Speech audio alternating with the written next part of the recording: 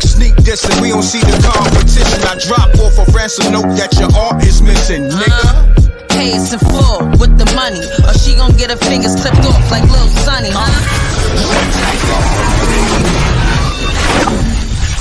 MRecktv. Ladies and gentlemen, if you suffer from low libido, poor drive, or subpar bedroom performance, don't skip this ad. Youth Fountain Laboratory, makers of the Blackout Nadokinase cocktail, has created a powerful dietary supplement, strong enough for men, yet safe enough for women. Introducing Vasoflux, a unique blend of 20 herbs, barks, roots, and compounds designed to turn back the hands of time.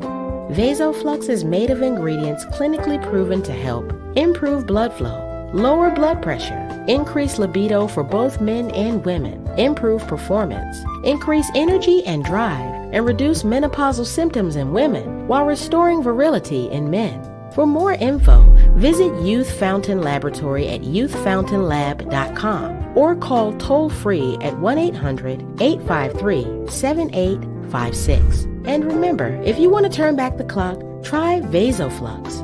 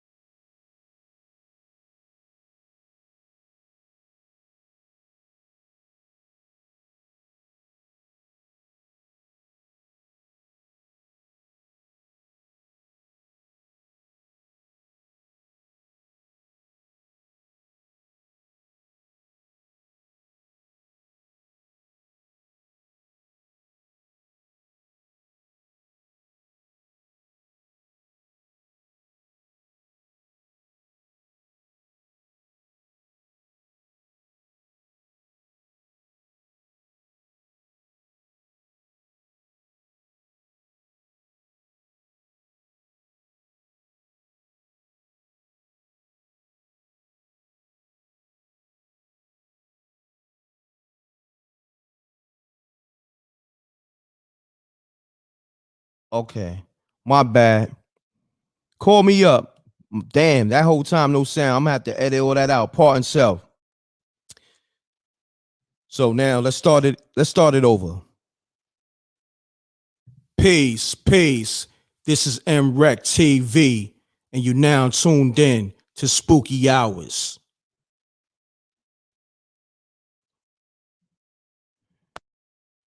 Peace. This is M.Reck.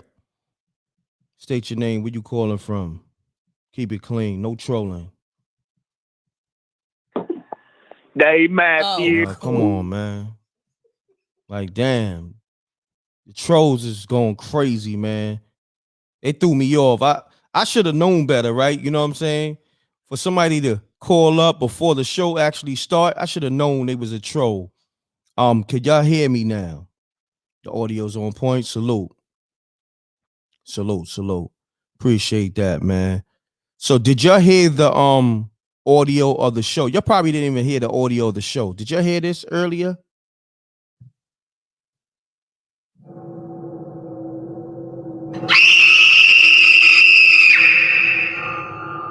When we come to see the candy bear here to play, if you don't come play with us, then we will kill you.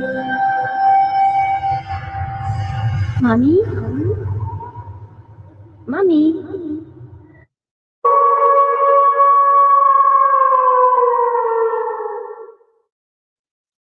Peace. You're now tuned in to Spooky Hours, live with M.Reck. Call me up with your most spookiest supernatural experiences. Trolls, fall back. I'm about to call this person back.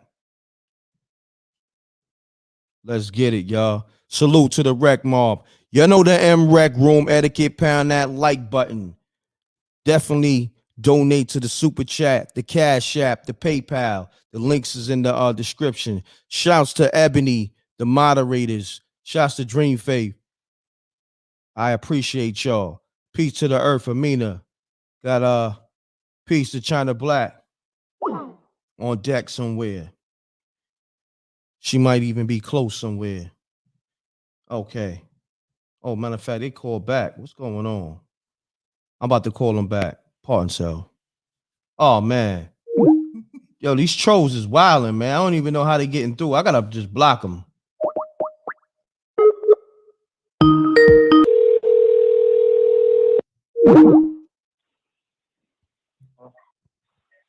Peace. This is MRecktv, and you now tuned in to Spooky Hours. What's going on, man? What's the word? What's happening with you, fam? Talk to me. You called man, so look. So check this out. I was working, right? I do like a little caregiving business, right? So there's a lady there. She been living in the house for like 70 years. And I was talking to her, right? Tell me why the motherfucker, I'm sorry, I ain't trying to cut, but tell me why the door shut by itself. And then I heard like a little faint voice in another room. I turned to her, I'm like, tell me you heard that. She said, yeah, but it's no problem. I'm like, man, lady, you tripping. That was the last day I went to work to the house. Damn. Wow. Yeah, man. Yeah, she said her husband died. Her husband supposed to be died in the crib or something, man. That's why I'm like, nah, I ain't with all that. I can't get fucked with that, man. No doubt. Damn, fam. You gotta be easy on the curses, man. They be killing my monetization. Oh, my fault, man. Yeah. I ain't trying to be on all that.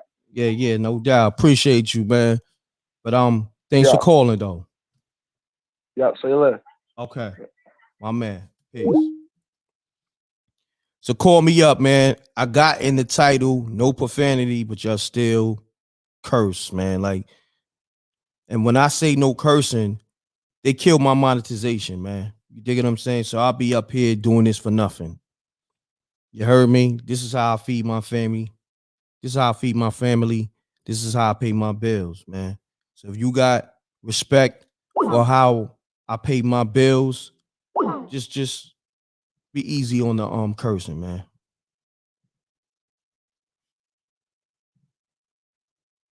And if you a troll, fall back.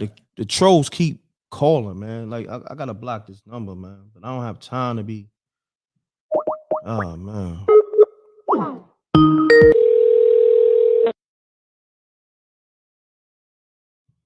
Please leave your message.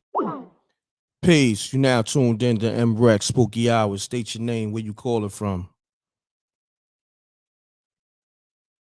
Peace. Damn, these trolls messing everything up. Stop. Fall back. Peace. You now tuned in. Yes. What's up, M.Reck? How you doing? What's going on with you?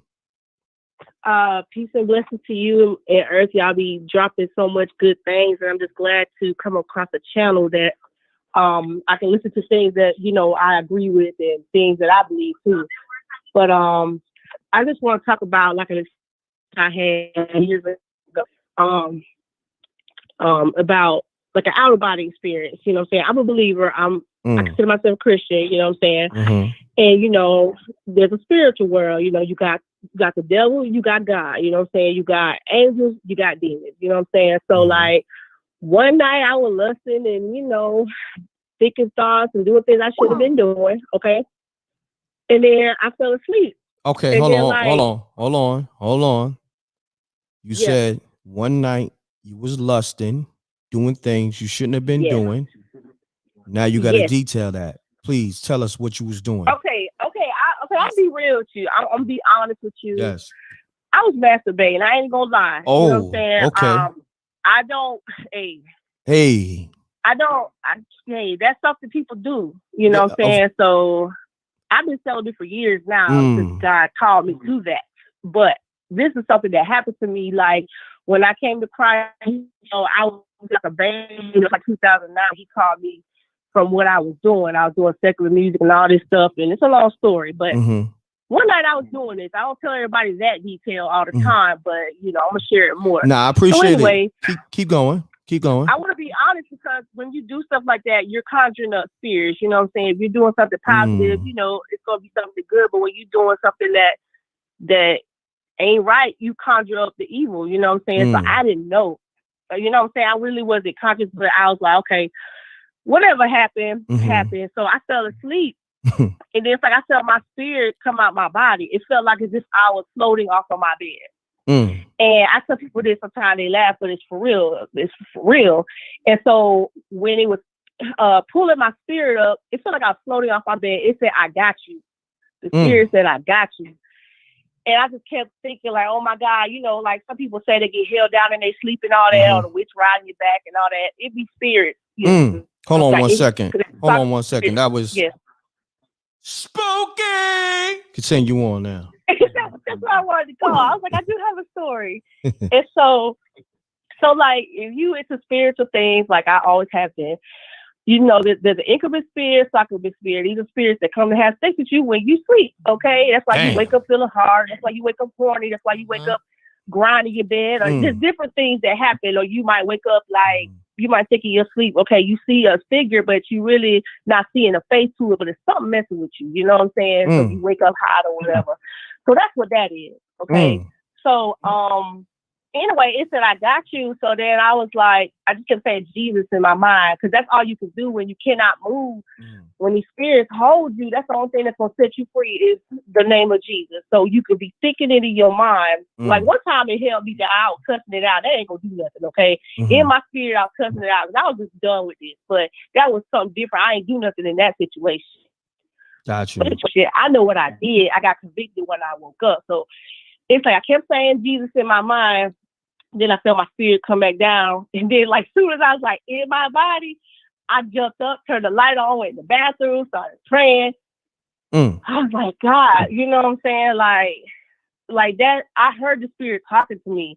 And then another time, I don't even know if it was that same situation, but it was in that same apartment. I remember getting up, laying back down. I wasn't even sleep. I felt a spirit push me over kind of to my side. And I seen like an invisible type figure. Like it was kind of like how they showed the Invisible Man. It's kind of like a watery looking figure. It's like you see a figure of something, but I couldn't see it. You just hear that noise in your ear. And that's when I got bad with it. You know what I'm saying? That was another time. But I just want to let y'all know the spiritual world is real. And a lot of times, whatever you doing prior to you going to sleep, that's what surrounds you. So now, I don't always remember. Let me interject real quick. What's your name again? My name is Ann. I go by Anna Serve. Okay, now Ann, you know, yes, you got to be open-minded on this show right now. You said you felt the spirit, I guess, push you on your side, right? Yeah, whatever it was. Okay. Yes. Okay. Now, and you was doing lustful things. Let's just say that. Well, this was another situation. Well, the one when my spirit came out my body, that's when I was doing that. Okay. This other time, it was just a night. I guess I didn't pray or whatever, but it was in the same apartment. You know what I'm saying? But yeah. No, but what I'm saying I is, was doing some lustful things. Yes. Yeah. So now, I guess, like you said, when you do stuff like that, that bring forth demons, right? I believe so. I mean, you know, you married, you doing things the right way, maybe not, but I just know in that situation, I knew what I was doing. Gotcha. And I believe that that's what that caused, you know what I'm saying? And I got by the Holy Spirit. So it's like, okay, that scared me, you know what I'm saying? And I even talked about it because at that time I was like on fire, you know, wanting to talk about God and all that. And some people laughed at me and stuff. And, you know, I share it with people sometimes whenever there's a conversation about spirits, because that's not my only experience I ever had. Like growing up, I've been held down and those kind of things. But that is just one time where I heard it talking to me and I feel like I was outside of my body. And then when I called on Jesus in my mind, that's when I started coming down. But that's spooky to some people. It's really scary. And I mean, I've done seen like demons come out of people. I done seen people going through that kind of stuff. So I'm not scared of that kind of thing, but it was scary then. Now I got you. 20s. What I was gonna say is the demon was just trying to hit it from the side. You dig what I'm saying? It was funny because he's trying to get that side action. You feel me? No, it did. No, I don't think so. It just hit on to me. Like anytime somebody they talk about that, they'll just basically say they've been being held down and nothing sexual about that. I was just being held down, and then like it usually lasts for a few seconds. I mean, it don't seem like it lasts long, but that's just an experience I had. I never forget it. And I just wanted to share because I just seen you pop up about the spooky hours. Then I seen there was no sound. And I said, well, let me see just in case. But I'm pretty sure there's some other stories. That's the one I thought about. So I just wanted to share that with you all. If that's ever happened to somebody, just try to pray before you go to sleep. No matter what you believe, just pray for peace in your home. You know what I'm saying? Because a lot of times people will come to your house and drop stuff off. You know, I believe that people do witchcraft and those kind of things.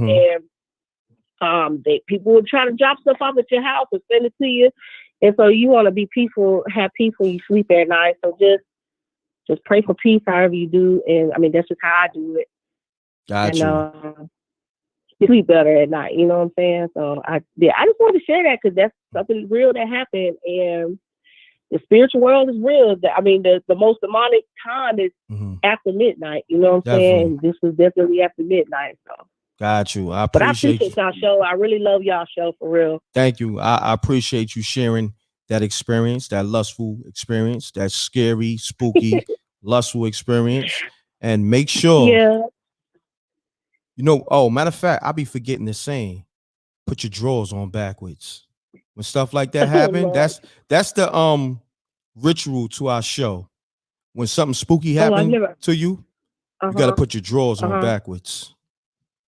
Okay, I didn't know. I never sat here listen to this show the whole way through because it'd be on late sometimes. But I just wanted to share that, and I'm calling out of Atlanta, so I appreciate everything y'all dropped, you know, and y'all have a good evening. I'll be have back. A great evening. I appreciate you calling though.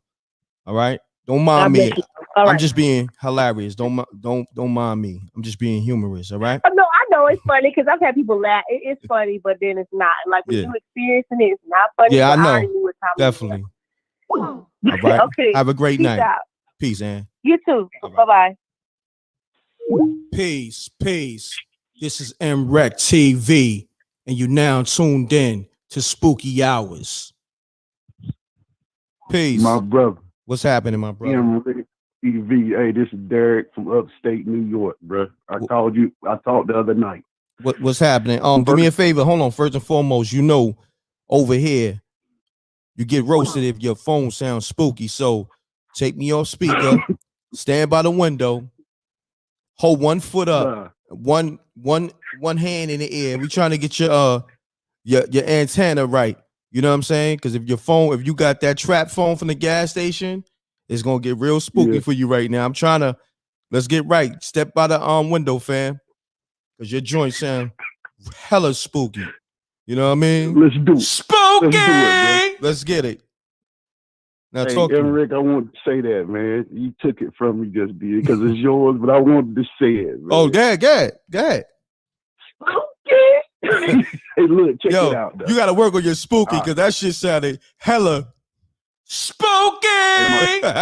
Nah, go ahead, fam. My girl's sleeping. I don't want to wake her up. Got you. Okay. Continue on, my brother.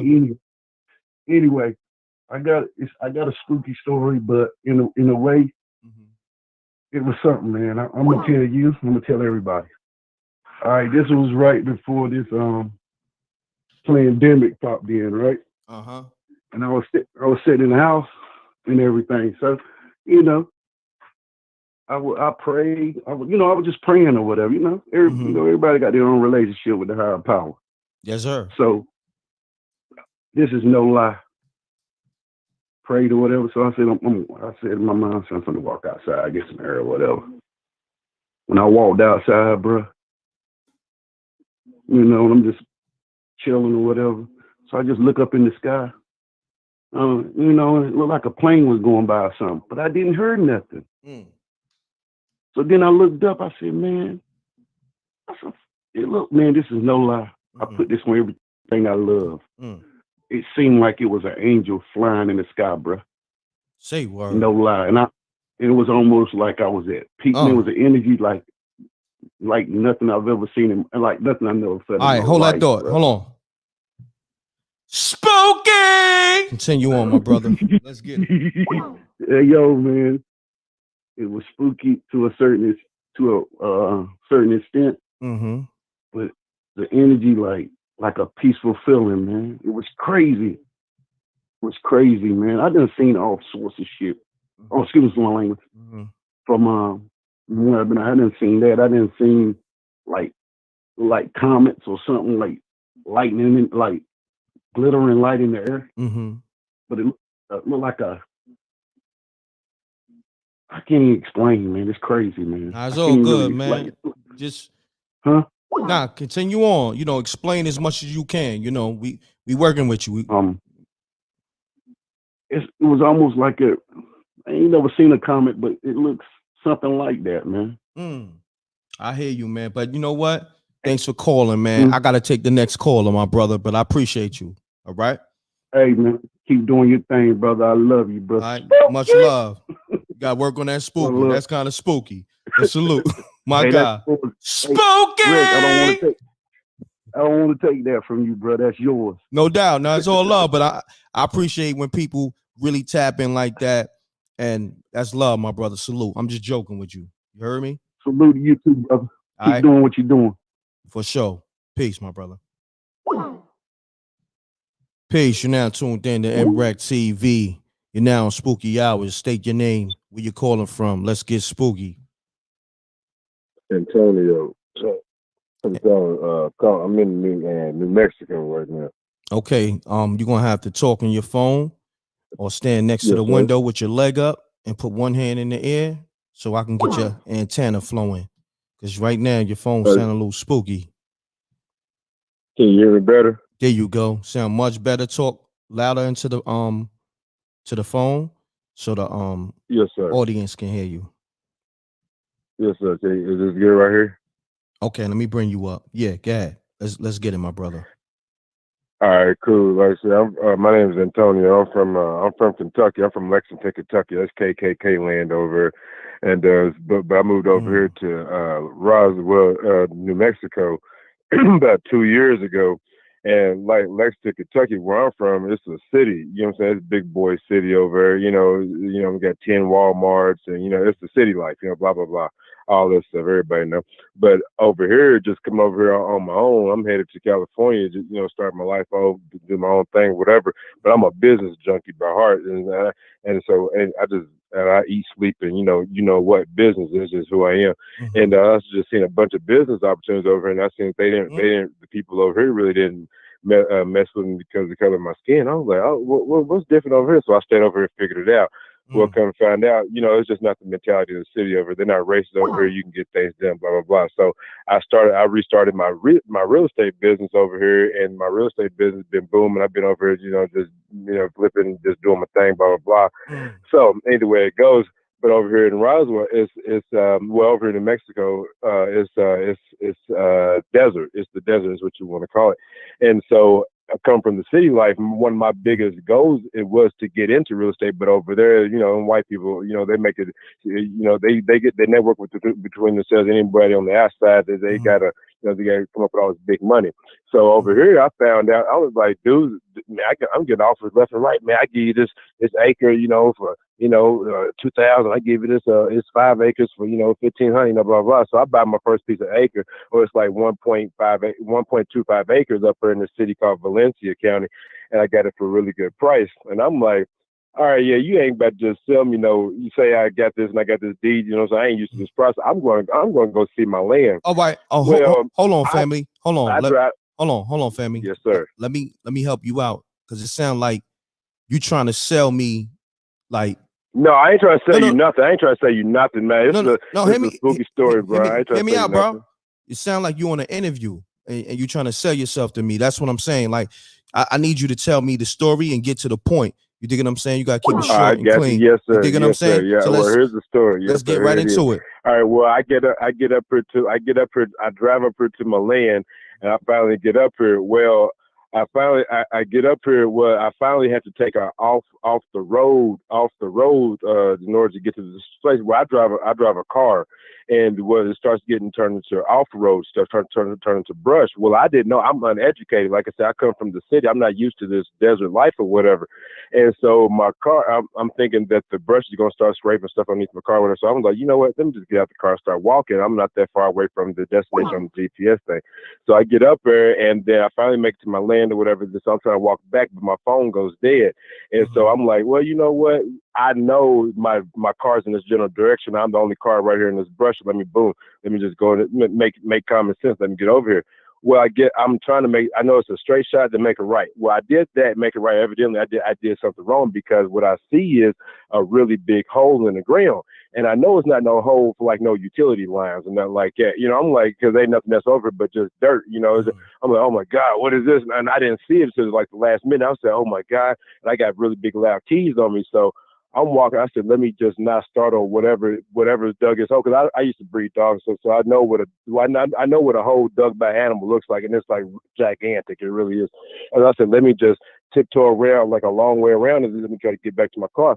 Well, I did that, and then I got a nice maybe about 20, 30 steps away, and then I said, what I seen again. I seen 3 smaller holes that was like kind of nice little separate distance apart, but all in my mind, I created the whole instance that the big hole was the mom and the daddy, and the other holes was the the babies or whatever it was. Huh? And then I'm like, oh my God. So I'm like, all right, but yes, sir. I'm gonna be honest with you, and be open minded. You sound like a car salesman. Now I'm being honest. I do sales all my life. I can tell. Sales. I know you sold about 80,000 cars, because ain't nobody going to outbid you. You know what I'm saying? Either you're a car salesman or you a bidder, because your sales pitch right now. Yes, sir. Yes, sir. Like, you got to get out of car salesman mode and get into spooky mode. You know what I mean? The next part of the story was as my feelings right here is the most important part of the film. Like, I'm scared.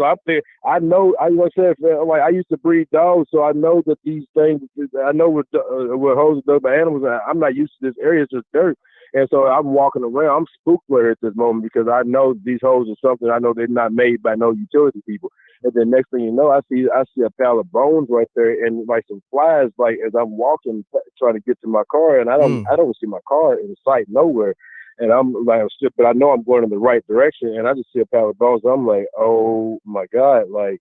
Something, it's either going. I know, whatever animals out here, humans are animals. I'm an animal, so I come from the streets. It's going to be I got to stand my ground or whatever it may come be. I'm scared, but I got to get to my vehicle, man.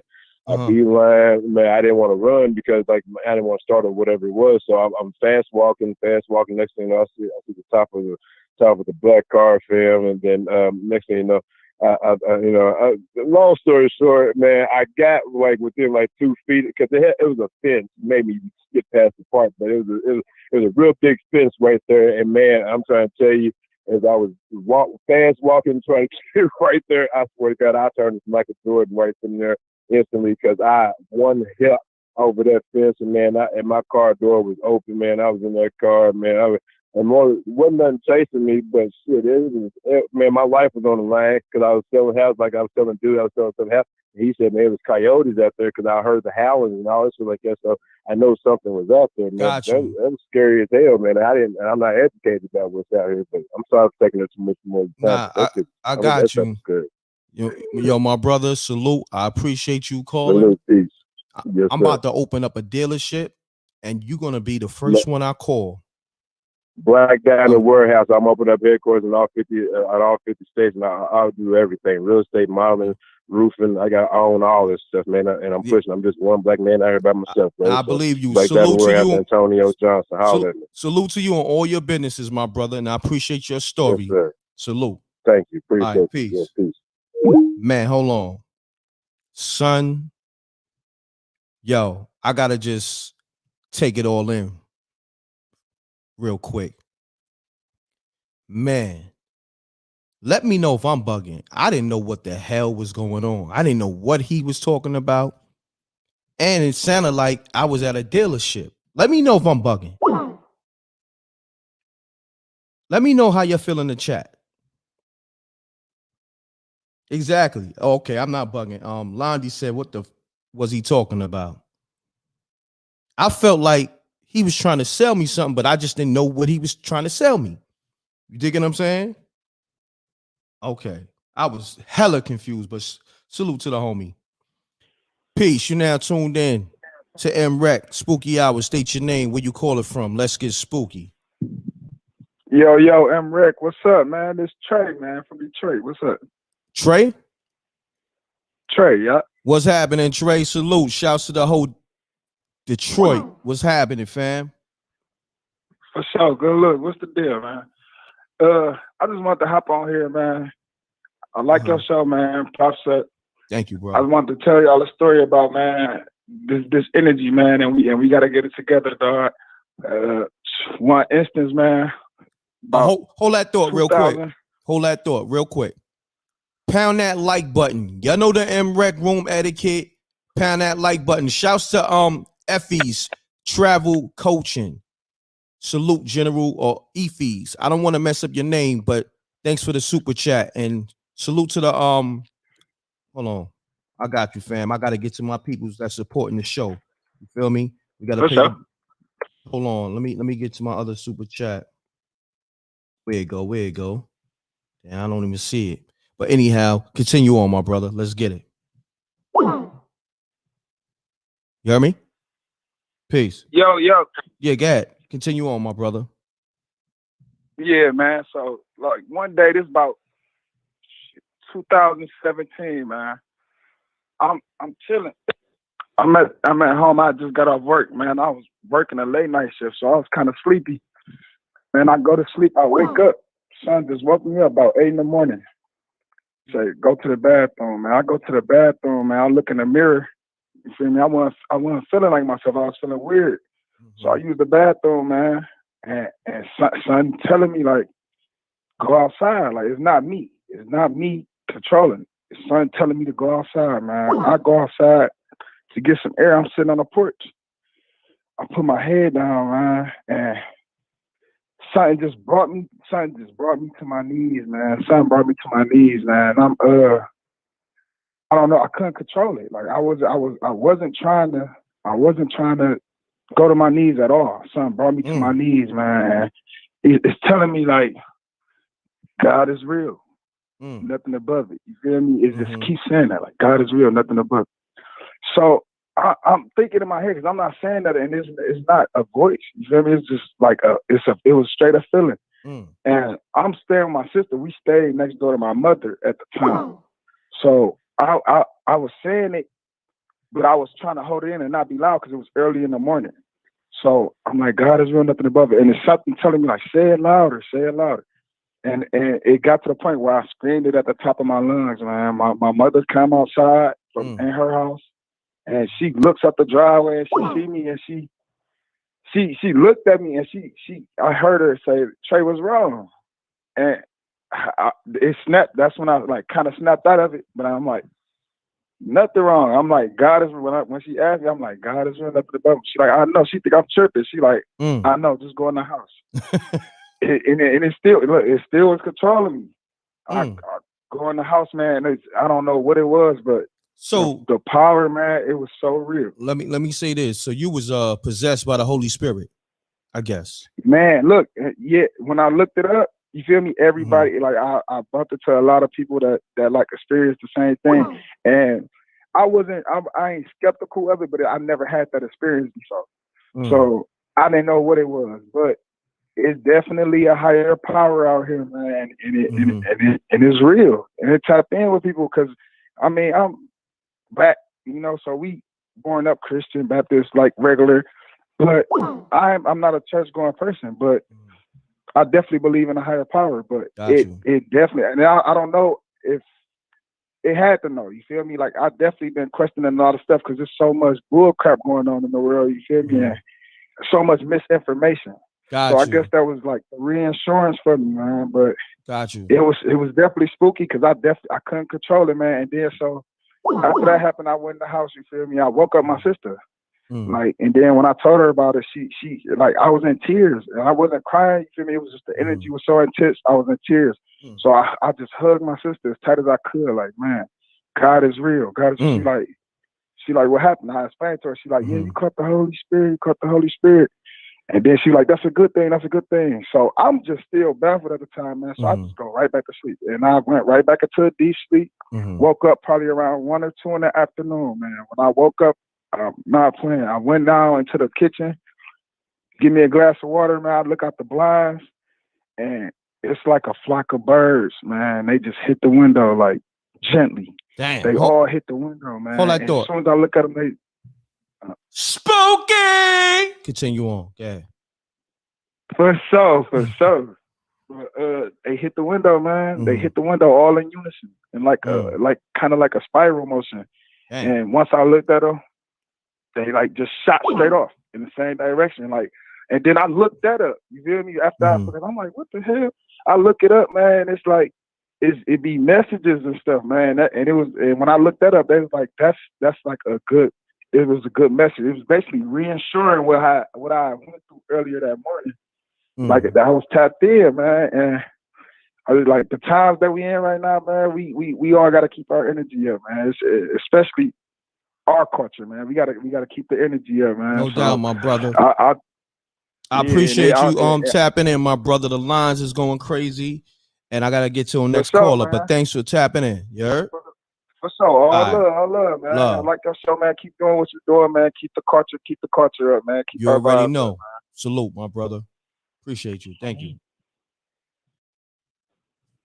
Peace. This is M.Reck. Peace. You now tuned in to MRecktv. State your name, where you call it from. Keep it clean. Keep it short. Let's get spooky. For sure, M.Reck. I'm Jay. I'm calling from West Bloomfield, Michigan right now, right outside Detroit right now. If anybody know about Detroit, you know how hard it is to get out of there. And I was luckily to make it to the outskirts of Detroit. And now I'm raising a family of 4. But anyways, besides the point, M.Reck, shout out to anybody that's on your live right now dealing with PTSD from whatever experience they've been through. I'm here with you. I'm with you. I'm Jay. and I'm with you all the way. And I just gotta say, in 2012, when all that craziness was going down, they said the earth was going to end. I started having a crazy awakening, and I had split up with all my friends from high school. I graduated in 2010. I split up from all my friends. I stopped partying. Everybody just started splitting up from me. I was like the most popular kid. Everybody split it up for me. And I started having this awakening. Like, I started looking up. I never looked up, M.Reck. I never looked up in the sky. I never did, because I was too busy partying and talking to girls and just caught up. Like, I was never looking up. And then my best friend from middle school split up with me. The last one left split up with me. And I'm like, okay, God, what's going on? And then I start hearing all these rumors how the world was going to end in 2012 at that time. And I was just getting real nervous and scared. And I just started looking up. And I just started questioning God. And like around August, the end of August of 2012, me and my brother was in the driveway in Novi, Michigan. I was in Novi at that time, in Novi. Right in Michigan, we went outside. We did our smoke in the driveway like we normally do. And we was looking in the back. First, we heard this noise in the tree right outside our house above the basketball rim. We like, what is that? Ain't no wind, ain't nothing. We hear something, we don't know what it is. And I ain't had no shoes on, so I stepped on the grass. My brother was scared. We smoking, so I stepped on the grass. Like, what is that? Who is you? I start hearing all these noises in the tree. I ain't see no wind. I ain't feel no wind, but I heard something in the tree.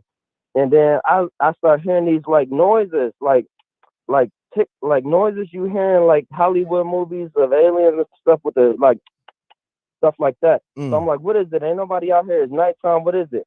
So me and my brother got scared. I walked up to the tree. I said, what is it? What is you? What's going on? And all of a sudden you just hear the tree swish, like this thing hopped from across the street to the next tree, back to the tree that was above my basketball hoop. And me and my brother like, okay, what the hell is going on? So what was it? All of a sudden, our attention go toward the backyard. The backyard is straight from the basketball hoop, and we looking back toward the backyard now because we see something like a light or something. And M.Reck, I'm so glad I get to talk about this because I ain't talked about nobody about this. I've been drinking. I've been dealing with PTSD from this experience. My wife won't listen to me. I'm in my car in the garage, and man, mind you, it's 28 degrees in Michigan right now. I'm drinking because my wife just like M.Reck. I've been dealing with this depression since 2012. I don't know who to talk to. I've been listening to you for the past couple nights, and you've been allowing me to sleep easy. Honestly, you've been allowing me to sleep because I've been listening to all your callers and you just talking about everything.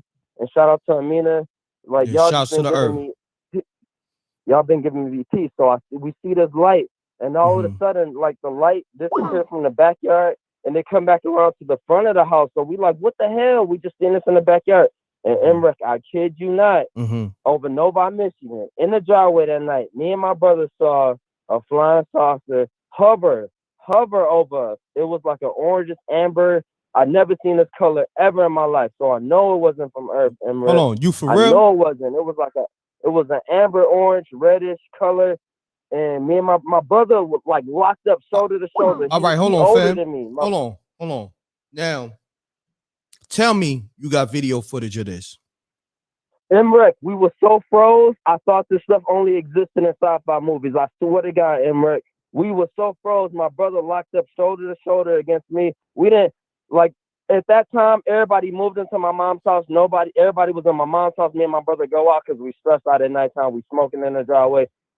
Nope, like we didn't have our phones or nothing. We just smoking. So when we see this, we lock up. We froze. We thought this only existed in movies, M.Reck. And we see this flying saucer just hover over us, and we put everything together afterwards, like the tree moving and everything. With the hell, like M.Reck. Before everybody call me crazy, I'm gonna end it real short, and I just got something to say. Nah. Hold on. People believe you. People are saying you sound scared right now, but continue on.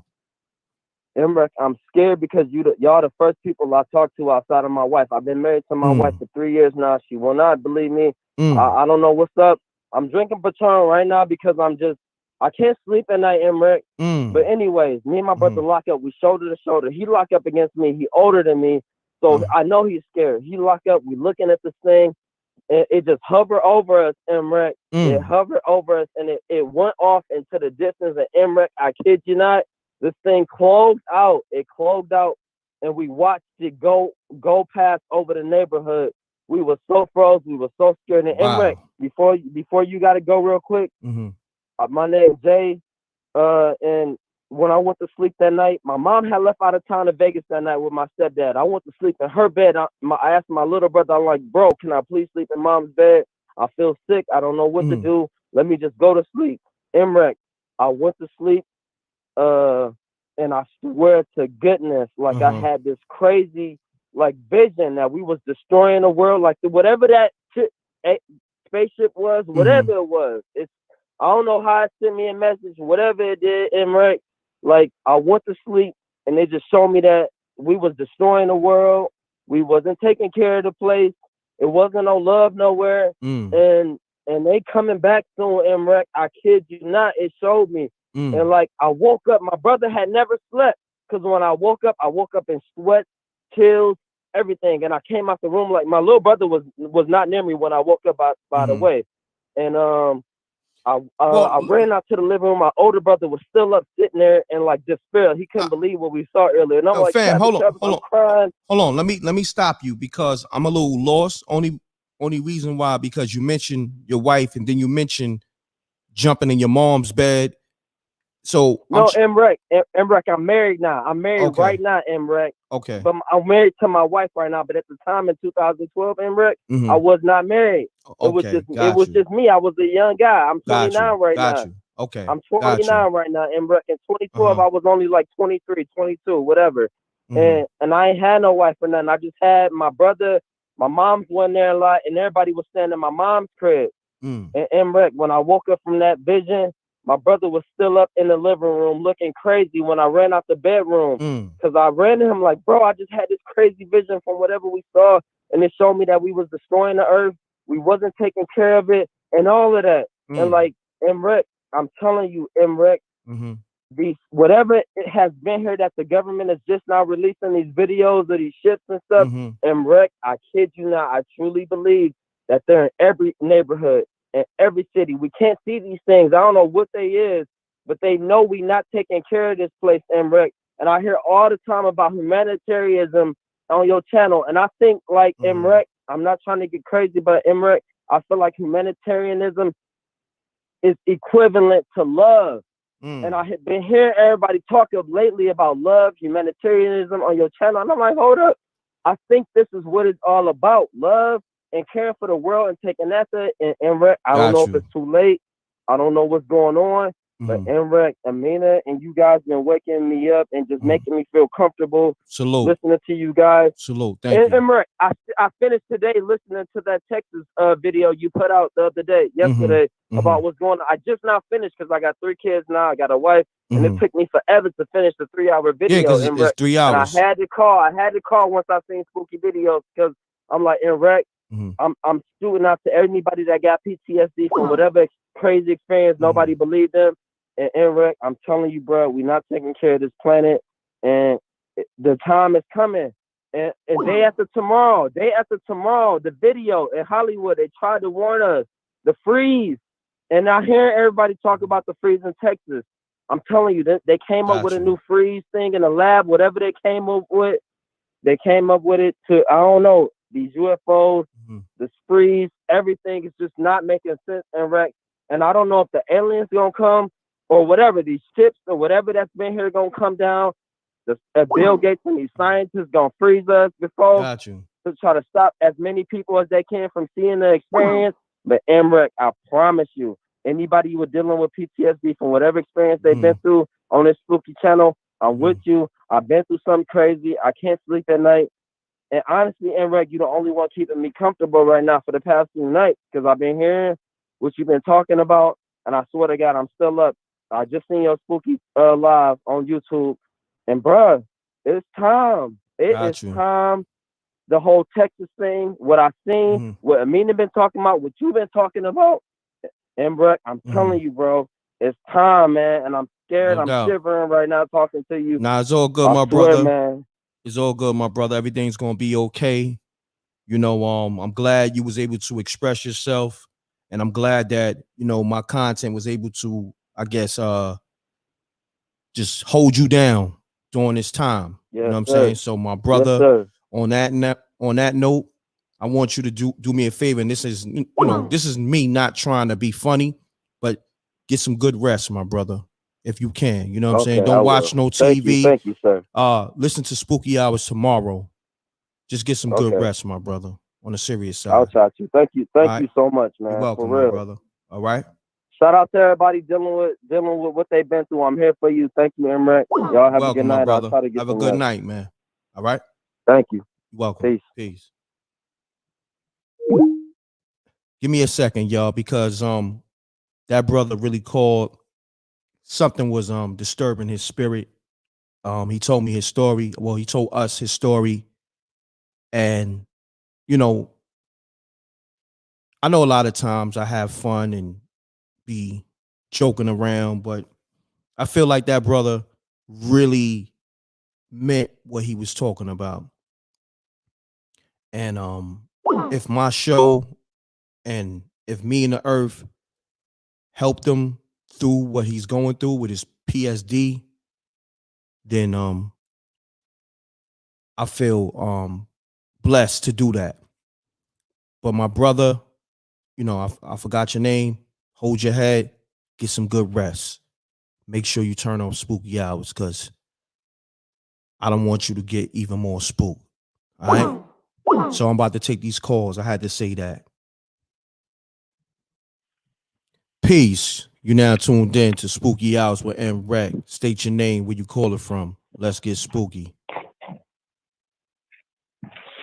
Peace. Yeah, this Jeremiah calling from Louisiana. Jeremiah, what's happening, my brother? How you? Hey, what's happening? How you doing? Shalom and rock-a-die to everybody out there listening to you and Amina too.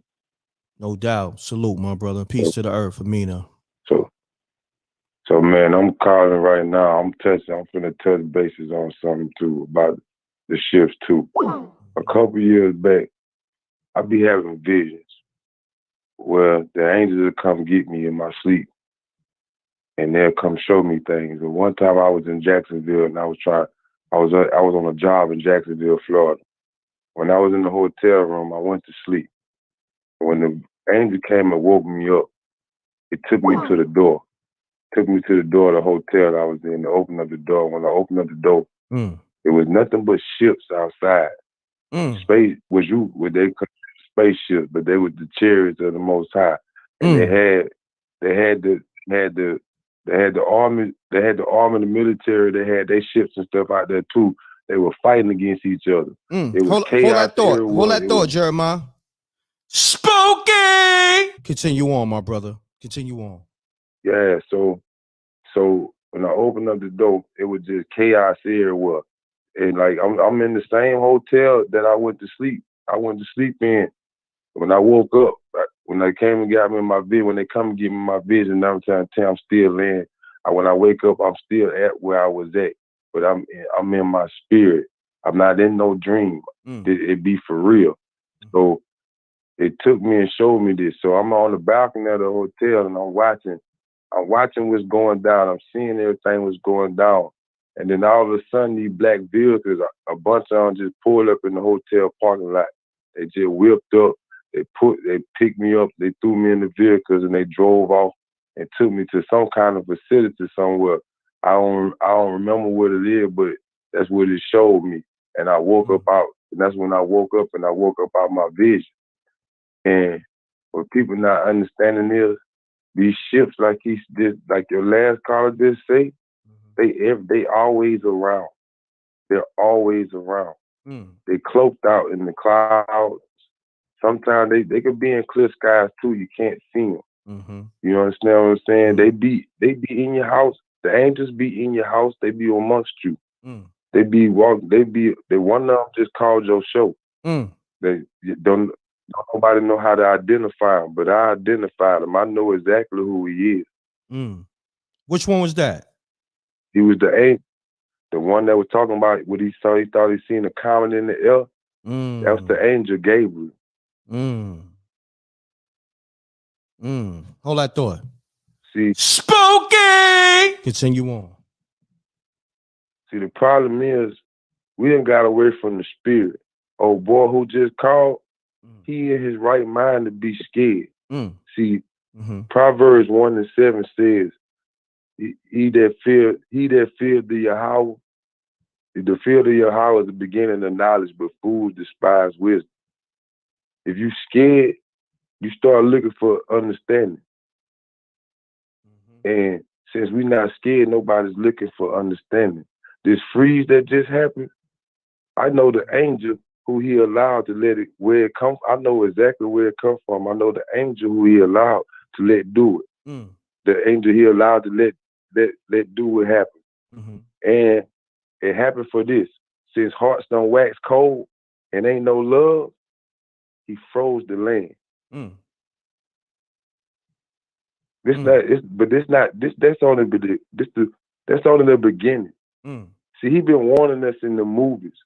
See, what you don't understand is he has the right over both good and evil. See, what the devil don't understand, he still works for him. The devil just don't understand is that he don't have no power. His power comes from the Most High.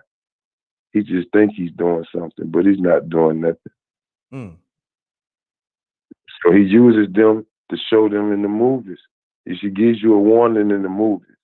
And if you was reading the Bible, you will understand this.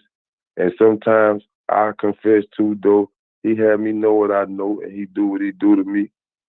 Sometimes I'll still be weak in my flesh sometimes. You understand what I'm saying? I can understand how this world, it overtakes us. It has us going astray. But people not understanding, take heed to the things that you hear, lest any time you let them slip, Hebrews 2:1. So please, what old boy just told you and then what everybody been calling and saying, these is real, these is not stories. This is truth that you are hearing. This is truth. These people have been calling, telling you that these things is going down. These people are not crazy. I live alone. I live a life of solidarity by myself because of these things. You understand? I feel you, my brother. Yo, Jeremiah, appreciate you calling, man. And you always dropping truth and gems. But hold on 1 second. Yes. Everybody pound that like button too. Get those likes up. We got over 700 people in the room on a late night. Get those likes up. Pound that like button. Jeremiah, talk to me. You got anything else you want to say to the people? Yeah, man, I want to just say this. Man, no matter what you believe, at the end of the day, it don't make it true. And no matter what you believe, that don't change the fact of the truth. Whether you want to believe it or not, it remains the truth at the end of the day. So I suggest that you pick up that Bible and learn the truth. John 17:17, sanctify them in thy word. My word is the admit the truth. Learn the truth, because you going to need it. Because when them ships come through here, they ain't taking pity on nobody. They don't care about race, creed, color, age, none of that. All he care about is vengeance. He don't care about your child that you holding in your arm that's in the car seat. No, none of that. He don't care. I want people to understand this. This is real. This is not a game. It's for real, for real. On everything you love. The movies, it gonna make the movies look like like your 2-year-old daughter or your son or something drew a comic book. Damn. My brother, that was powerful. That's what it's gonna be. Salute, Jeremiah. So peace. Peace. And Barakadah. Shalom, man. Peace and blessings. Shalom and Barakadah. Peace and blessings. Consider grace and mercy. May goodwill be to everybody who look to be obedient, listening, and hearkening to his word. Because he say it ain't going to be no peace to the wicked. If you to the left, if you to the right, he don't care about that. He care about the straight and narrow. We talking about the gangster of all gangsters. He murk you and he don't shed a tip. So with that one, on that note, I'm going to leave y'all with that. You heard me? I'm out. Peace, my brother. Shouts to Jeremiah. Peace, you now. Peace. This is M.Reck what's up, M.Reck? How you TV, doing, brother? and you now tuned in to Spooky Hours. Peace. You now tuned in to M.Reck TV. State your name, where you call it from. Keep it clean. Keep it short. Let's get spooky. Yeah, this is CJ. I'm calling from Gary, Indiana. What's happening, CJ? All right. Hey, I want to ask you one thing, brother Reck. I ain't sounding spooky because I got my headset on, man. I'm a truck driver. Now you sound pretty good to have a headset okay, that's on. Cool, man. You sound good because you know sir. You'll get that smoke over here. You'll get that roast smoke. You feel me? No, I don't want no smoke, brother. Yeah, that made me feel I good, definitely man, bring that campfire smoke to you if your phone was nasty. But let's get it on, my brother. You sound crispy. Salute, though. I appreciate you, CJ. Let's get it. Man. Talk to me. me. That made me feel good. Now, CJ. Good. I spent a nice piece of money on this little blue parrot. Blue parrot. What kind of phone is that? That's a little headset that goes on your Bluetooth. Okay. I was about to say, hold on. You got a blue parrot phone? I was about. You cleaned that up real quick. You was like, "Nah, that's the little headset." I got you. But your blue parrot keeps sounding real crispy right now. So that's what's up. On that note, I spent a nice little piece. How much you spent, my brother? Like about 150. On the earpiece? Okay, that's what's up. That's yeah. I think they usually go for because I got the what's that? The AirPods. They usually go for what, like 200 and some change, or 150, something like that, something around there. But that's what's up. But why you didn't get no like AirPods or one of them type of things? Why you go with the blue parakeet? Actually, I got this at a truck stop. I don't think they have that at the truck stop. I had to get what was ever available, brother. Got you, my brother. No doubt. On that note, CJ, man, you got a spooky story for us? Yeah, TJ. Oh, TJ, my bad, TJ. Like TJ Hooker. Yeah, yes, sir. TJ Hooker from back in the days? Okay. So yeah. so look, let's do this. You in your truck right now? Yeah. I'm over here at the Ford plant in Chicago. Oh, hit that air horn for me if you can. Oh, salute. That's what I'm talking. Shots out. Yeah, hit it again one more time. Shots over my truck is in the building. Shots to TJ Hooker. TJ, let's get it. You heard? Yeah, man. Now Gary, Indiana is spooky anyway. Hold on, TJ. Spooky. Let's get it. Hella spooky in Gary, Indiana. Let's get it. Yeah. We like right next to Chicago. We ain't number like 25 minutes away. A lot of people don't realize that. But I would say like maybe about back in 1998, 1999. Fresh out of high school. I'm delivering pizza in the hood. You know what I'm saying? And just to paint a picture on how I'm gonna try to do my best to paint a picture on how every hood is. Different hood things. Every hood, the same thing goes on at night. You can hear somebody rolling past, bumping their sounds. You know what I mean? You might see a few brothers sitting on the hood of their car smoking a blunt. You know what I mean? You might even hear somebody arguing on the next block. You know what I'm saying? Just the average hood sound. You might even hear a few gunshots. I'm trying to paint a picture for the ghetto, right? Yes, sir. I mean? Yes, sir. Hold on. You said gunshots? Hold on. You said gunshots? Yeah, this is Gary, Indiana. Oh, man. you already know. Let's get it. One more time. We got them shots, baby. Yeah, let's get it. Yeah, I'm just trying. Now, Gary, Indiana used to be the murder cap back in the 90s. Yes, sir. So this was at that time when I was actually out there delivering some pizza. And a lot of people used to be like, "Man, you crazy, man. You're out there delivering pizza, but I had to provide for my family." Oh, no doubt.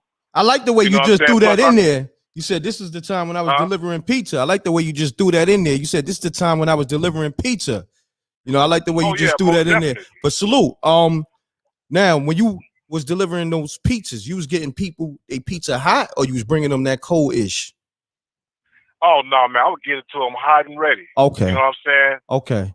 Hot and ready. All right, hold that thought, TJ. I was known as that one. Hold that thought. Smash the like button because I think this story gonna be special. TJ, do what you do. Let's get it. Okay, now, I just painted a picture on how the regular average essence of nighttime in the hood. You know, you might even see a dog run across the street. You know, you might see a cat running between two buildings. You know, just the average setting. I'm trying to take y'all there of how an average neighborhood in the hood is at night. You know, it's always, you know, you might even hear an ice cream truck depending on what time of year it is. You know, it don't get dark till about 8 o'clock in the summer. Yes, sir. So you still might hear a little ice cream truck. You know what I mean? Just trying to paint a picture of a hood setting, which made me feel comfortable because I'm knowing this is the hood. So different things I'm expecting as a pizza delivery driver. So now there's this guy. He used to have a show called Ghost Hunters. White guy, I forget his name. He would get on cable TV and he would go to your city or your hometown to find haunted houses and see if it's really real. You know what I mean? You ever saw him? I think so. Okay. Okay. Now this particular first night, because I've been to this particular block where his house was at like 3 different times sporadically, not all at the same closeness of a time frame. But the first night I went out there, and you know, mind you, this the hood. I'm expecting to see some hood things or hear some hood sounds. Why was this block in particular? It was so quiet and peaceful, man. I mean, I didn't see a cat run across the street or nothing. Mind you, we're in the hood. You know what I'm saying? And it's dark. And it was like a fairy tale, bro. It was like Alice in Wonderland. You could hear it was like a certain presence that came over me when I went to this particular house. And this particular house, it had a certain glow on it, man. Serious talk. And I'm thinking, okay, it's something weird. I don't feel scared, but something's just not right with this house. It's a glow on it, and it's quiet and peaceful. It made me feel relaxed. Gotcha. And you don't want to get relaxed. You don't want to get relaxed when you're a pizza man in Gary, Indiana. You're supposed to keep your antennas up. You know what I mean? Yes, sir. So anyway, I didn't think nothing of it. Now the whole block quiet, but it's more of a vibe coming from this house. And I forget, I don't want to lie, I don't remember who came to the door. I don't know if it was like a woman. I want to say it was a woman. But anyways, fast forward. About 3 months later, I go to that same block at the same house, take some food. The same thing. And every time I would leave this house and leave that block, it's like it would go right back to the same old thing. You know what I'm saying? Gunshots, loud music, you in the hood. Seeing cats run across the street, just that quick. It was like another dimension change. One street over, it's a whole different vibe. You see what I'm saying? So this was like 98, 99. Fast forward, back in the year of 2012, why did I see Gary, Indiana? They got this man that would ghost hunt houses. He went and said that it was this house in Glen Park in Gary, Indiana, on that same block that was a house from hell. It was called Demon House. So hold on. Demon House. That's the house you delivered the pizza to? Yes. Wow. I'm telling you, brother. Right. And look here. Woo. You could even Hold on. That was spooky. That made the hair stand up on my neck. Spooky. Continue on. Hey yo, look here. I told my mom about this after the fact. This is like after I found out that this house has been made like viral. Like you could, if you think I'm lying, they made a documentary, a movie of it. You should check it out, called Demon House from Gary, Indiana. And it was this sister that stayed there, a black lady. Her and her kids was possessed. Now the Gary police would even tell you on this documentary, in the hospital, when they took her children to the emergency room in the ER, the doctors, the child protective services, the social worker, everybody ran up out of that room, bro. You know why? Because the little boy walked up the wall backwards, man. Freaked everybody out. You know what I'm saying? Come on. Real talk. You for real? Serious talk, brother. Yes, sir. Look at the Spooky! This is called Demon House. And when you look at stuff like that on the TV, M.Reck, you would probably look at it nonchalantly and say, nah, this is something they're making up. But I remember, I say, oh, snap. I remember that house. That's the same house that I used to go to like 15 years ago. So, and it was a funny feeling. Yo, hold on, TJ. You was delivering demons some pizza? That's what you saying? You was delivering some demon pizza? Hot, fresh from hell, I guess. You was doing. You was on demon. saying? You was on demon pizza time. That's what you was doing. I hope not, man. I hope not, brother. Nah, but continue on, my brother. You got it. You got it. Continue on. It just made me wonder. I'm like, man, that's no wonder when I would go to that house, I would get that funny feeling. That whole block, them spirits had that block. Now, you see, I'm not religious, but the Bible would tell you that the devil is a great deceiver. You know, so this house, it felt like it was Alice in Wonderland, a beautiful house with a glow on it, and it made me feel relaxed. You know what I'm saying? So I mean, the devil ain't going to come to you with his horns up and his tail out. He's going to make you feel relaxed and welcome. You know what I'm saying? So like I went to that crib like 3 times, and it was sporadic. And then here it is, like 15 years later. Fast forward, it was like 2013, somewhere around there when this first hit the news lines. And yeah, and this man, the dude, the ghost hunter, he actually came to Gary. This is a white boy. Came to Gary, Indiana. Gary, Indiana ain't really got no white folks. You know what I'm saying? Truth be told. Oh, what? So he came all the way to you know what I'm saying? He came all the way to Gary, Indiana, just to buy this house. He bought the house. Oh, damn. You could look at the documentary. Yeah, they tore it down now. But yeah, man. So TJ, what's the name of the documentary again? It's called Demon House in Gary, Indiana. Wow. You can pull it up on YouTube right now, brother. All right, I'm trying to see. I ain't lying. And it's a documentary, right? It's called Demon House, and it's going to be from Gary, Indiana, man. And you know, it is a lot of wicked stuff going on in that city. You know what I mean? A lot of bad things going on for years, man. And you know, the city needs help and it needs prayer. Real talk. Got you. It needs love in it. So now, okay, let's go to the demons ordering this pizza from you. I need to get to that because now we got to get to all the details and the facts now, because you was on demon pizza time. Man, who you telling? And you know what, brother? It's a funny thing. I got a good memory. I don't forget no faces, no names. Okay. I could see you. Go ahead. Nah, I want to get to that. When you got to the door, who did you deliver this pizza to? Was it a female? That's the funny thing about it. Yeah, let's get to I want to say a female. Okay. I want to say it was a female, bro. Like a mother, like, you know what I'm saying? She's trying to feed her kids, but I can't put a face on who this person was. That's the funny thing about it, right? You know. So I don't forget no faces. You can't remember the face?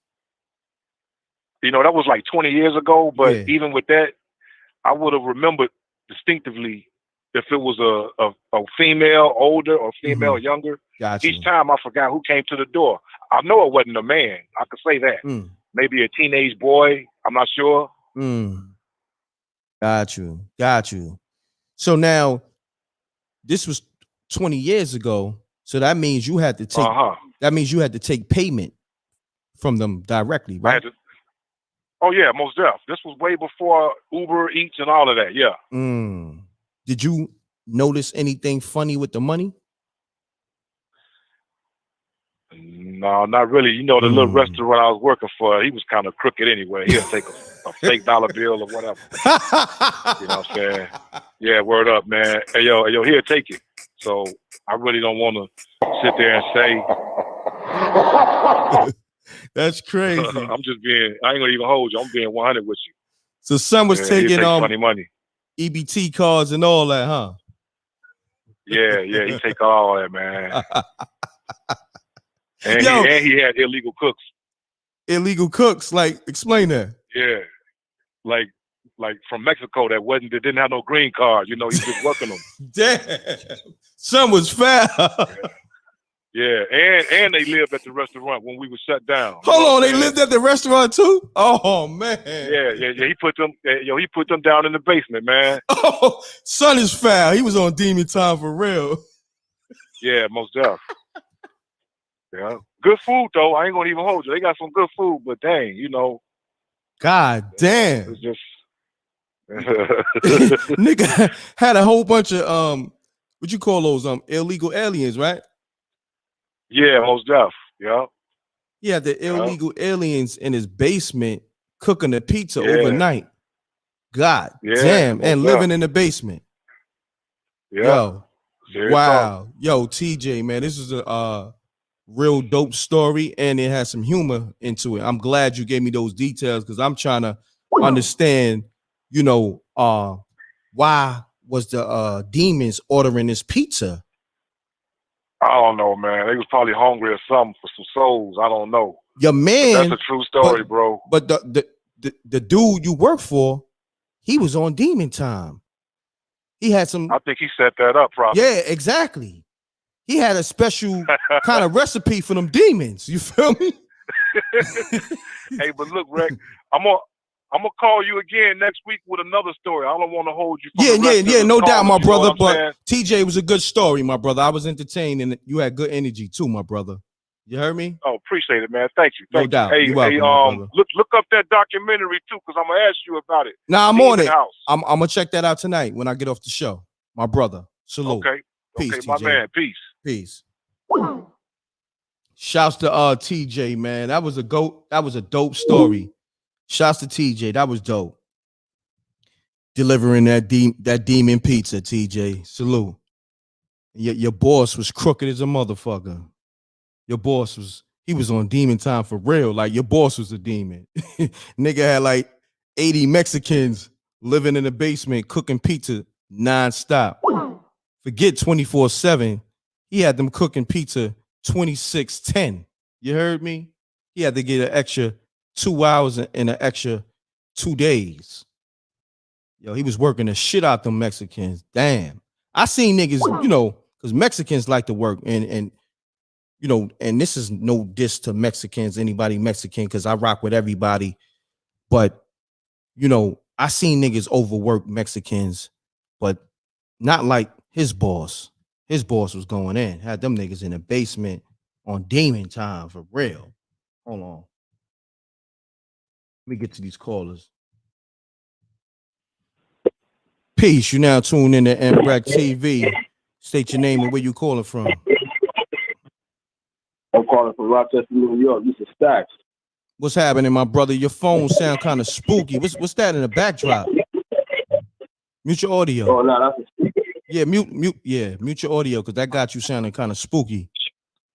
All right, how about now? That's better? Much better, my brother. I was about to say you on that Obama phone. I was about to say you on that trap phone, that Fisher Price phone. You dig? But you Hell good. yeah, man.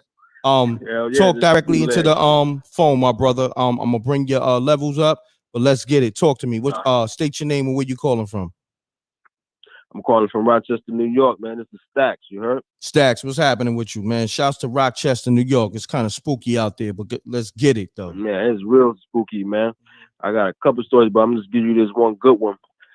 So I had got this job, you heard, and for the Monroe County Park. So I was working at the zoo, you heard? Yes, sir. So one night, hold on.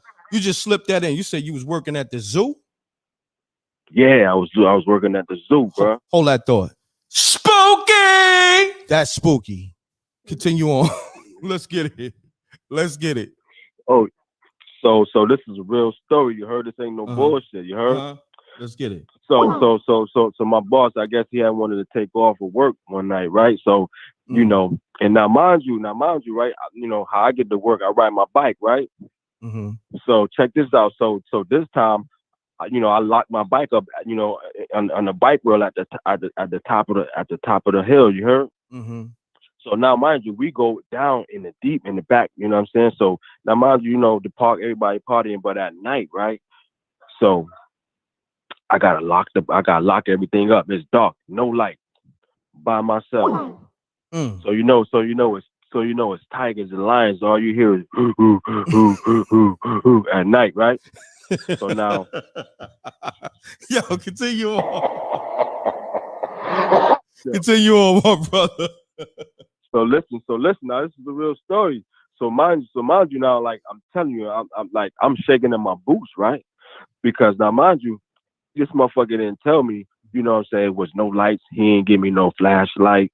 You know what I'm saying? You feel me? So, you know, now mind you, like, I really have to lock this gate, man. And then, you know, I have to go lock the bathrooms. And, you know, they was already telling me the stories about, you know, when you go lock the bathroom, you know, it's bums and people be sleeping in the be, you know, behind it and in and out the, you know what I'm saying? So, man, I said, oh my God. So I'm scared as hell, man. I swear to God, bro. You know, I begged these people, you know what I'm saying? Cause, you know, they got this, you know, shelter. You got, you know, this one shelter I had to, you know, lock, close at night. You know, once the people leave, I begged them people. I said, yo, listen, man. Please, can you get me right up this hill? Cause I ain't gonna make it out this park tonight. I just had a funny feeling. I said, this goddamn cracker set me up. Damn. You know, goddamn well I'm on the bike, and I gotta travel up the hill through the park on a bicycle. Damn. Did you dusty? He did you dusty. I swear to God, I said, man, this motherfucker gotta try to feed me to the motherfucking animals. Be easy on the cursing, but God, continue on though. So yeah, so on some real G shit, man. So now, mind you, you know, I'm locking the gate, right? And I could just, you know, you just get that funny feeling, brother. Like, you know what I'm saying? Like something's out there to get you. You know what I'm saying? Hell yeah, especially in the zoo. Yeah, bro. I'm talking about real shit, bro. I never told nobody. This is the second person I'm telling the story. I said, I got to call and tell the story. Got you. Because, you know what I'm saying? I ain't know what else to do. You heard? Yo, like I said, the people in the chat room, they want you to do them a favor. Make that noise again that you said the animals be making at night. No, real G said, yo, I'm telling you, not for real. Yo. No, for real. No, your man in the background laughing. Salute to your homie. All you can hear. Yo, listen, I don't know if it's a Bigfoot out there. You know what I'm saying? I don't know what kind of animal that is. But all I can hear, not G Sid though. All I can hear is the animals. I'm like, whoa, shit. What the fuck is that? Continue on, my G. Let him hear that shit again. No, I swear, no, G Sid though. G Sid, you gotta really check this shit out. Be easy on the cursing too. Be easy on the cursing. Be easy on the cursing. Oh yeah. Continue on. Oh yeah, but no, all seriousness though, Now, all seriousness though, like I begged these people, and these people was like that. I believe they was Haitian people or whatever. I believe they was Haitians. So, you know, and I guess I felt like they knew what was going on, bro. You feel what I'm saying? And they looking at me like, you know what I'm saying? Like I'm you know what I mean? Because I'm by myself. You feel me? You know, and I had no flashlight. I said, yo, listen, man, I'm gonna lock this gate. You know what I'm saying? Don't leave me down here, bro. You know what I'm saying? I really have to walk because I remember I told you I locked my bike up at the top of the hill. So, you know, walking through the dark, there's no lights. It's dark, pitch black dark. So, you know, I'm shaking in my boots. So, you know, they blowing the horn. They like, come on. I'm hauling ass. I'm coming. And then mind you, it's another little gate I gotta lock. I'm like, damn. I'm just jetting, running. I swear to God, I fear for my life. I went back to work the next day, brother. I cursed that goddamn cracker out. I said, man, you don't ever ask me to do that shit again. Excuse my language, pardon my language. Yo, I swear to God, yo, I'm telling you, no lie. And he gonna tell me, we made a deal. You're supposed to do this. You know what I'm saying? You signed up to do the work. I'm like, bro, really? I'm from the hood, brother. You know dang well I'm not about to come on, really? I need a truck with some lights at least. You know what I'm saying? Like, come on now. Yeah, he played you, my G. What up? Yeah. He tried to set me up.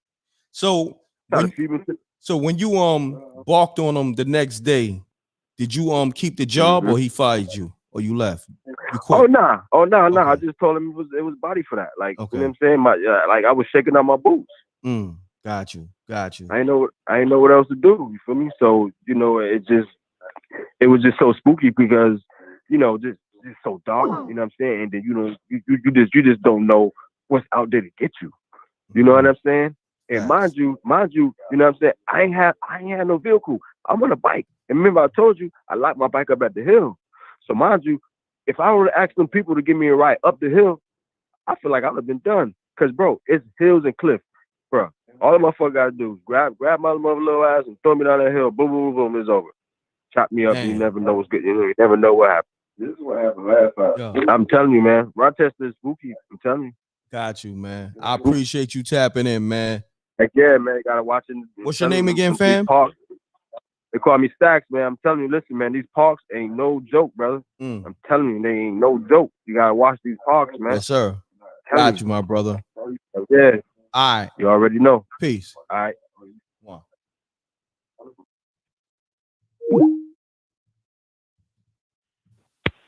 Peace. You now tune in to MRecktv. State your name, where you call it from. Keep it clean, keep it short. Let's get spooky.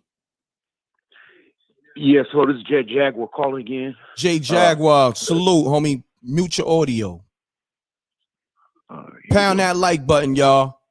Pound that like button, my brothers and sisters. Pound that like button. Anytime when you call the show, make sure your audio is muted. I don't care if you're listening to the show because it bleeds into the into the show. Continue on. J Jaguar, my brother. How you? Pretty good. Peace to you and Earth. Salute. Peace to the Earth, Amina. There was a guy called a couple of calls ago about Gary, Indiana. It's not too far from Chicago. I used to live in a place called Hinsdale, or what people call Willowbrook, and we lived in this apartment. It was me and my mother and my siblings, and it was a big, long apartment building that something was wrong with it. They had when I say something's wrong, I'm talking about spiritually. They had these doors you walk from. Each section of the apartment had 4 apartments, and you would go from door to door. And there was this one part of the building where the mailbox was, and I used to walk my dog, and every time I get to this part of the building, my dog would take off running. And we lived in the back of the building, and to the left there was mailboxes. And I remember one time my mother would tell me, one of us to go get the mail. And I remember one time going to where the mailbox was in the middle of the building, and there was a woman standing there, and she had on all black. I remember her having all black, like maybe some spandex or something like that. And she was standing, but where she was standing at, it was almost like she would have been like through the glass looking outside. Hold on. You threw that in. You threw that in there real quick. You said she had some black spandex on. You remember them spandex, so she had to be thick or something, because you remember those spandex. No. Okay. I tell you why I bring this up. Okay. Because I've seen her a few other times. So I get the mail, and I'm looking at this woman had this weird feeling, like it didn't feel right. And I got the mail, and where the woman was standing, I didn't see her face unless she was standing to the glass in the window, and it didn't feel right, So I got the mail, and I went back to our apartment. So in the basement of the apartment where the mailbox are, you go down another set of steps. There's a big old storage there, and it's just pitch black. You can't see nothing. And straight across from there's the laundry room. So I remember when my mother had had us all going down there, me, my brother, my sister, and one of her friends named Lisa. As a matter of fact, my sister met Lisa. We were down in the basement, doing the laundry. And these steps are wooden steps with carpet on them. And you would have heard somebody. You always hear somebody coming down there, And there, we didn't hear nothing. This woman came to, and I noticed it was the same woman because she had the same thing on black, everything black. But you know how you hear about those things they call like the black eyed kids, where the eyes are all black, and they tell you they want to get in your house or your car. I know you probably seen it on TV or hear people talk about the black eyed like demons or something. I don't know what they are, but this is a grown woman. I can't remember how old she was and like that, but she said she came down there and she said hi to us and put the laundry back. We didn't hear her coming down. We would have heard her. And I remember we all kind of got my tongue. I swallowed my tongue because I was scared because I knew something wasn't right again. And I looked over my brother, Melissa, and my sister. They both got quiet. My brother at the time was probably about 7, maybe 7, I guess. And I remember seeing him look over at him. He was crying because it didn't look normal. Like you see this woman, like you could tell something was wrong. So when the lady went back up the steps or wherever, we got all the wet clothes and everything. We ran back up the steps and left and told my mother about it. And that a few months that went past and everything like that. So I remember it was like wintertime. And as a matter of fact, I met my boy Rudy, who comes up to the story again. I see this woman again outside in the snow where there's a courtyard in the middle. That's dead middle of winter, and it was dark out, and this woman was standing outside here, no coat on, wearing the same thing. Damn. Black. She had black. Yeah, black. I knew it was her again. She had them same. She had them same. Black. Hold on, real quick, fam. She had them same damn black spandex on. Them same exact thing on. Yep. Nah. No coat on in the middle of the winter. That cat ain't right, all man. Black. That cat ain't right. Yeah, it's something. Yeah, it was something. She wasn't normal. I mean, this building was haunted, and the people, the girl went to school to live in the building next to her. She used to do witchcraft, and my mother could sense spirits and everything like that. Because I got my friend Rudy, I was going to tell you about. He was in a lot of at the time he was in a lot of bad stuff, and it's a whole other story with him. But let me see. They went in that building there next to it, and there was a lot of spiritual stuff going on in that building there, like demons and stuff. And one of them actually followed my mother back. So I'll tell you about another time. But hold on. You said a demon followed your mom's back. That's spooky. Spooky. Well, he had a lot of stuff. There's a lot of stuff going on with him at the time. And what happened was she went to their apartment. One over there where Billy Hamilton, where the people who I went to school with lived in the building next to us, and she went up to his. She didn't tell me about it at the time because maybe she was afraid I was going to tell him, whatever like that. But anyways, my mother had went to their apartment. They lived above us, over to the left, and there was something after him. Like it's a long story with him, but anyways, there was something in his closet, like short, and making his. It wasn't speaking like human. It was making this mumbling sound, like this, like kind of sound. And I remember hearing my mother at night say, like, "In Jesus' name, leave." And I asked my mother about that later on. She didn't tell me, but she did tell me down the road.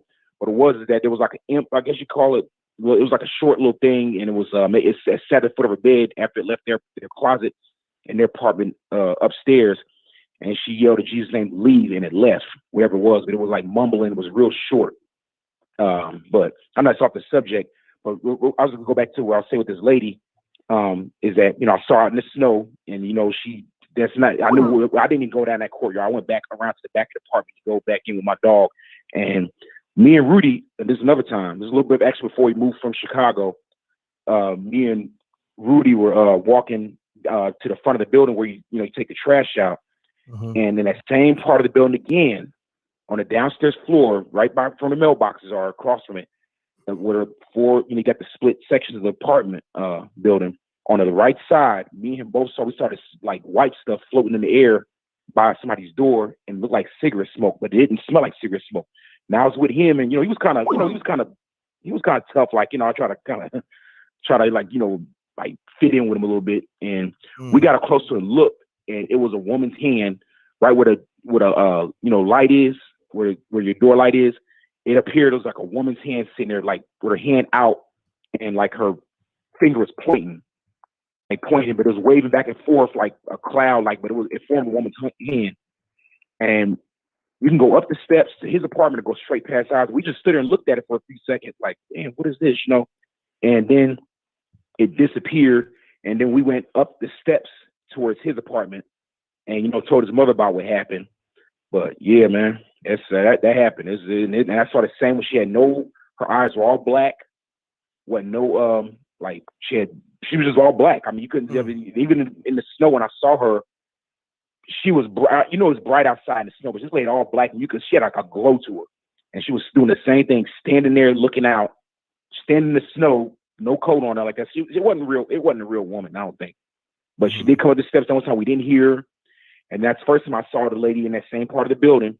She was standing like where the glass was at the same spot, like looking out, but like where she was standing, also was like it almost would seem like her. Like she was standing in the glass almost, and that's why I was kind of scared to get near her. So I grabbed the mail and went back and looked back at her again, when I left out around the corner. But every time we got that part of the building, man, it was my dog wouldn't even throw out because he would run. Like we get to this part of the building there for the next spot together, he would take off running also. So it was something in that building that we that wasn't right. Gotcha. I appreciate it, man. That was real spooky, man. Right. Thanks for calling, my brother. All right. What's your name again? James Jet Jaguar. James Jaguar, my brother. Thanks for tapping in again. All right. All right. Peace. All right, what's your name again, sir? Mutual Audio. You now tuned in to M. Mutual Audio, fam. Mutual Audio. Okay. Peace. You now tuned in to MRecktv. State your name, where you call it from. Keep it clean. Keep it short. Let's get spooky. Okay. My name is Carolyn. I'm from down south. Carolyn. What part of down south? Huh? What part? Just say I'm down south. That's all I'm gonna say. Down south. Did you call before? Okay. I spoke to you. No, I ain't. I've Okay. never called. Okay. Every time I call, I get the the voicemail? message saying that the caller can't get a call right now. Oh man, I've never called, but I've been listening at your shows though. Thank you. The lines be crazy. I'm sorry about that. Oh, that's Caroline. all right. I'm surprised I got through. Okay, I'm sorry. Yeah. They be calling back to back. So I'm sorry. So continue on. Okay, I'm gonna say it. First I'm gonna say I've been hearing the stories, and a person me hearing the stories. I'm appreciating that you even doing a show like this, because it means a lot. Thank because it lets us know that it's plenty of other people who have situations like this. Facts. I guess I can give you a choice. What I got plenty. Not plenty, but I got enough. I'm a person, like I've heard a caller before that you've had that said that they have visions and dreams. I'm one of those people too. I've been having visions and dreams all my life, and that Jeremiah guy, he sounds like he's really on point. Facts. Real on point. Yeah, I guess. And just like I said, I'm gonna say this real quick to him, and I'm gonna get on to the giving a story. The guy that was talking about Chicago, I was just talking to somebody the other day, because I had been to Chicago twice when I was in college, and I heard about in Chicago. I was telling somebody about somebody saying that I ended up being around about them seeing some lady in a house that they were living in. So I've heard about those stories in Chicago. I don't know about Indiana, but they do say Erie, Indiana. So I can confirm that I've actually heard somebody tell me a Chicago story about a lady ghost being in the house. Okay, I'll give you a choice. Do you want a car wreck story, or do you want knowing somebody got a demon in them story? I want that knowing somebody got a demon in them story. And okay, let's say this: how many damn stories you got? I mean, like I said, I have visions, and I've been having dreams since I was a little girl, and I mean a little girl. I'm not talking about 15, a teenager or whatever. I've been having dreams when I didn't even talk to nobody about. Excuse me. At that time, I used to have some stories of deja vu when I was a little girl, but I didn't really talk to nobody about that stuff when I was young like that. I've had visions of people dying. The first real vision that I had of somebody dying was my granddaddy, and it took me a while to go back in time to realize I woke up crying from the dream that I had about my granddaddy dying, because I grew up with my grandparents. My grandparents raised me from 2 weeks old. It took me a minute to go back to realize that the dream that I woke up crying from was actually where he died at, which was in the hospital. And when I dream about the hospital, I always dream about they built bricks, schools and hospitals kind of like with the same, those big square yellow bricks. And excuse me, the elementary school and some of the other schools I went to had those bricks. And also the hospital that he had been in it had those brick walls. And my granddaddy really did die in the hospital. But that was the first dream that's the first vision that and it took years for it to happen. Got you. But that was the first dream that I had that actually came true about somebody dying. But I dream about That's death crazy. a pretty good amount. So Caroline, let's do this. Let's go into that possessed. Okay, you ready for me to go into that possessed demon story? Let's go into that. Okay. Okay, this is what happened. And this is very close. You know, it was a close person. And what happened was I was in my grandmama's house. And my grandmama used to give a good fuss about, like, I would be trying to cleanse her house out. Because in the end, I know it's a spirit in her house. And to go back to when I was young, I had a dream I had more than one dream let me know there was some kind of spirit in my grandmama's house. So I was trying to burn some frankincense and myrrh down in the basement, trying to, you know, help get the spirit up out of there. So my grandmama was fussing. My kids was in the house, and my two sons' daddy was in the house too. And she was fussing, giving a real fuss. Hold on, you said your two sons' daddy? Mm-hmm. Explain that. You had two of your baby fathers in the house, or? No, two of my sons, their father was in the house. Okay, got you. Now I'll say that real quick. Yeah. I got 3 children, and two of my two sons have the same daddy. Okay. Okay, got That's you. basically so he was in the house. Okay. And he was trying to he came down in the basement where I was, and he was fussing at me because he was like, "You hear Granny saying that she wants you to she don't want you to burn that stuff in the house. You know, why don't you respect what she say? Blah blah blah." So I'm not paying him no attention because I know that I'm trying to do something spiritual. So the smoke was getting kind of strong, and that's what she was complaining about, the smoke coming from the frankincense and myrrh. So he finally just leave me alone downstairs and go back upstairs, and he got up out the house real quick. And so I ended up going out to the car, and he was in he was driving a Cadillac at the time, and he had tinted windows. And he said he had the window up, and he cracked the window. Now, mind you, when stuff like this happens, I know people, they try to keep their composure, which I did. He cracked the window, and his eyes, that's why he got up out of there. His eyes was reddish, that orangish red. They was gleaming, glowing. Wow. It wasn't no fake color. I'm not talking about no. Hold that thought. No. Spooky. Continue on.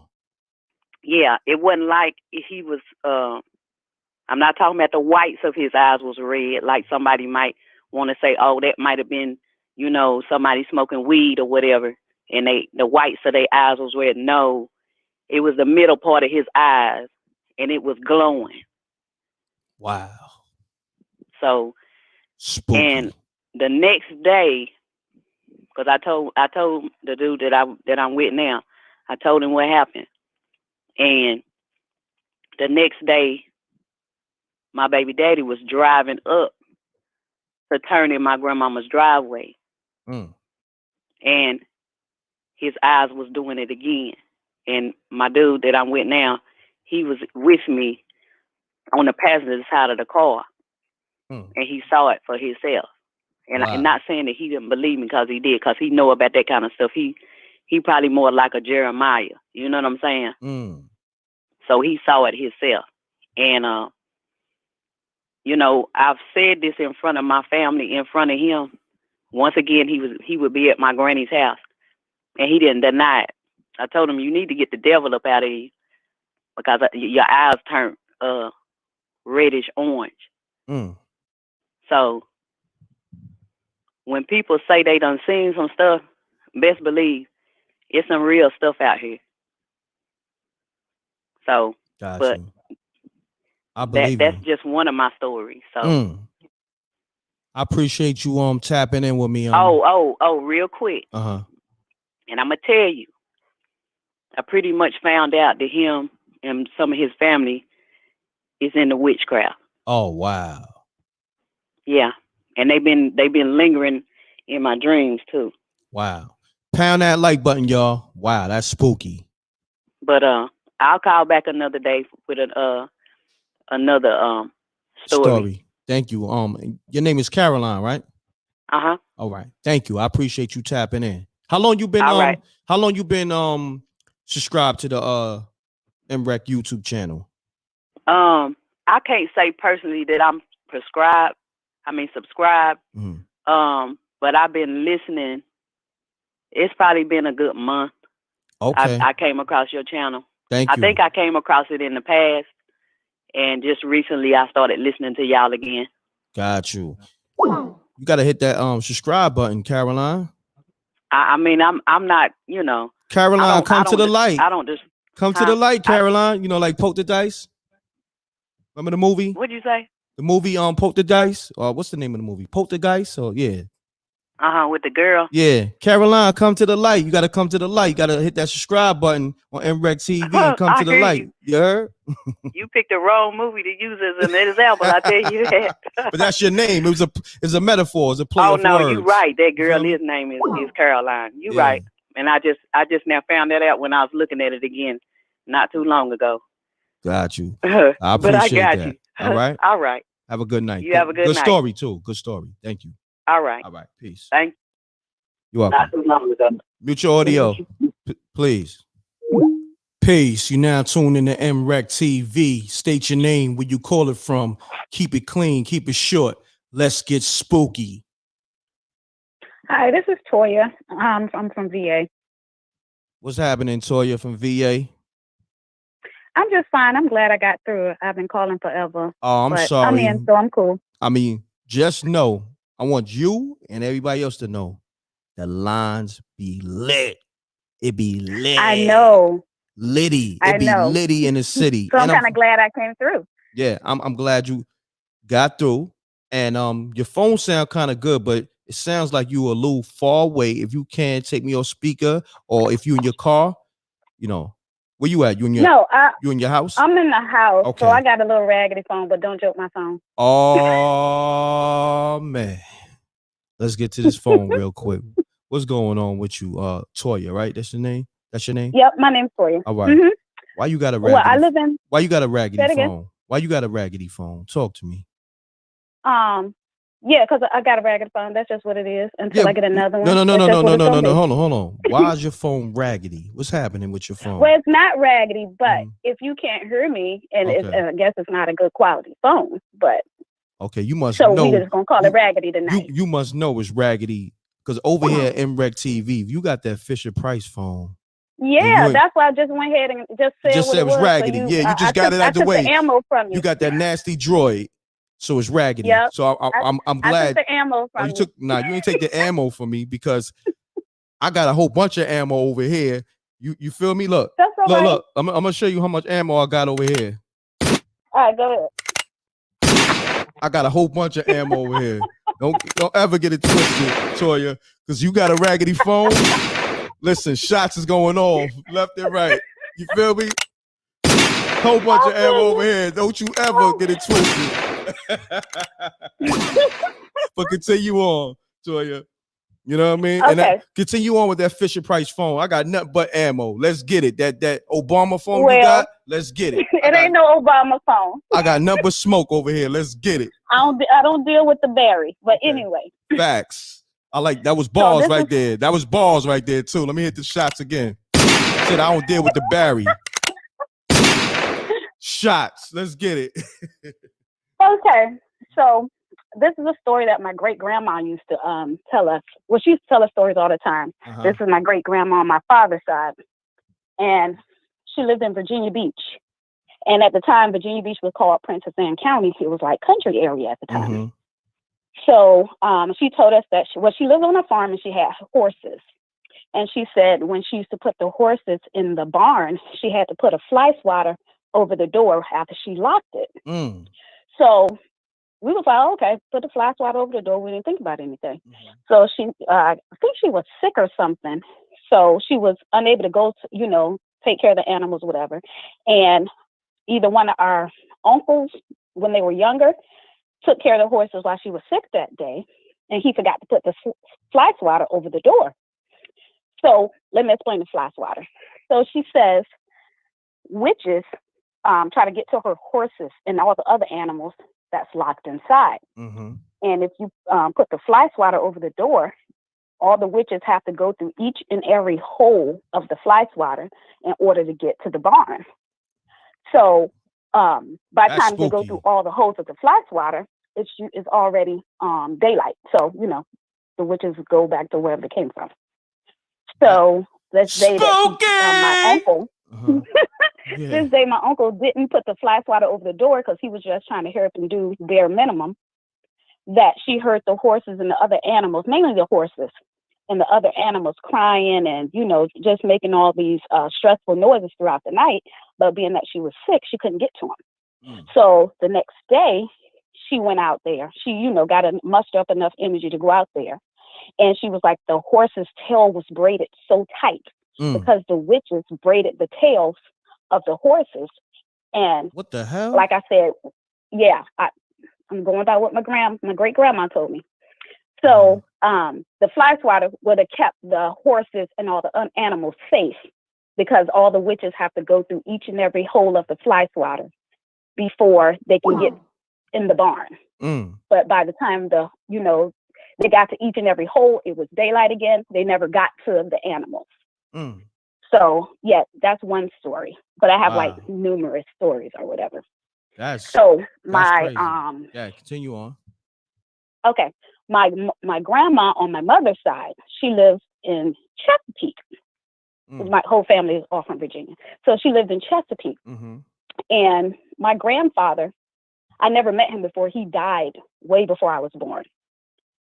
So she everything used to move and make noise and stuff in her house. And she just always just said, all right, Charlie, we know you're here. Because that was my grandfather's name, Charlie. So, hold on, that was real spooky. You just threw that in there real quick. You said every time you go there, for me, so yeah, I can read. I can say in the house. That was spooky. Continue on. Let's get it.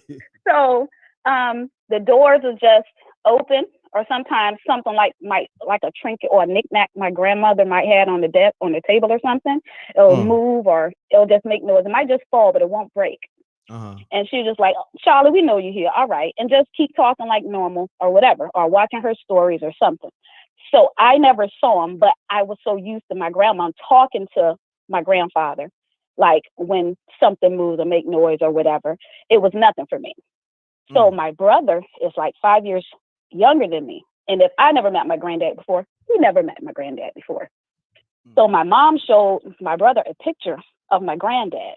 And he just, he was like maybe 2 or 3 or whatever. So he just said, man, pointing to the picture, man. So later that night down the hallway, my brother kept pointing down the hallway saying, man, man. So my grandmother was like, oh, that's your granddaddy. Charlie, say hey to your grandson. And just left it alone like it was no big old thing. Say what?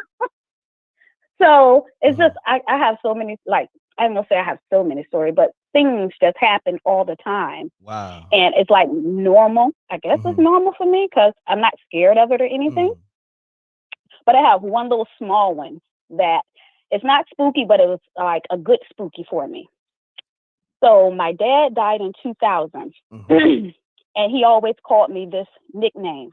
And none of my sisters, none of my brothers called me this. Only my dad called me this nickname. So if no one in my household called me the nickname. What's the nickname, Toya? He called me Little Turkey. Little Turkey. Wow. Don't laugh, Little Turkey. So wow. Hold on. I ain't gonna laugh, but so if no one Little Turkey in the household, don't see, there you go. Nah, I got you, So Toya. if no one in my household called me Little Turkey, that means no one on the outside called me Little Turkey. So anyway, this was in 2000 that my father passed away. And I was like in my 20s, so I'm older. He called me that every now and then when he just, like the cutesy name, whatever. So I'm going, I worked at FedEx. So I'm going there early in the morning And I'm tired. I'm not a morning person. So I already got the angry face on. Like, don't talk to me until I get some coffee. Oh man, you one of those types. You one of those types, Toya. You wake up Yeah, mad and then it because was you got to get cold. up. I just wasn't feeling working that day, but I was in there. Oh man. So Yeah. you one of those types that be giving people their packages with the attitude. No. I worked in the hub, so I Oh, you work in the unloaded the hub. 18-wheelers. Oh, you So unloading. working, being angry would kind of got my job done a little quicker because I ain't feel like being bothered. You was back there effing people packages up. No, we ain't messed them up. Okay. We were just getting them out them trucks so I can get away from that bay door because it was cold. Got you. Continue on. Continue on. All right. So when I walked through the door, this one of my coworkers was standing not too far from the entrance. So I'm like, "Oh, hey, Greg." He was like, "Hey, little turkey." I'm like, "What?" I woke up. I'm like, "What? What did you call me?" And he was like, "Oh, I just said, hey, little turkey." And I just looked at him and I just smiled and gave him a hug. Hold on. And I'm like, "Yo, that's like that? my father saying, hey." Say it again. Who said that again to you? It was one of my coworkers. He was already at work. He was just standing around waiting for us to start. And when I walked through the door, I'm like, "Oh, hey, Greg." And he was like, "Hey, little turkey." And I was just, I'm like, "What you say to me?" And he was like, "Oh, I just Spooky." Right. So I just looked at him and I just gave him a hug. I was like, "You don't even know what you just said to me." And he was like, "What?" I'm like, "Nothing." So I went in the bathroom, and when I say I cried, like snotty nose cried. Damn. Like, because I was my dad's baby. So it was like my dad saying, "Hey, little turkey" to me. Because Greg don't know me to say that. And I never told him. No one knows this story. So I just went in the bathroom. I like snotty nose cried until I got myself together. And then I went and threw them boxes. and then you threw them But boxes. yeah. I already knew you. I went and threw them boxes. I know you smashed them boxes out. I knew it. Yeah, especially around Christmas. Yeah, I was throwing them boxes. You go to that job and take your frustration out on them boxes. People breaking people's toys Well, I don't up. work there anymore. Oh, but yeah, when when everybody was buying those little giant ladders, I hated them. I hated them. God damn. The truth comes out. I appreciate you, Toya. No problem. Thanks for tapping in to Spooky Hours. I want to ask you this. How long you been subscribed to the channel? Or if you subscribe? I am subscribed. I've been subscribed since a little bit, maybe over a year, just when the whole COVID stuff started happening. Gotcha. And I don't know how your channel came on my little scroll, but you and Amina, sometimes I be at work and I'm like, I ain't even working right now because I need to hear this. So I'm taking notes and like, okay, look at this and look up this and all this. So I'm supposed to be working some days. I don't. But I do want to tell you, it was Spooky Hours 11.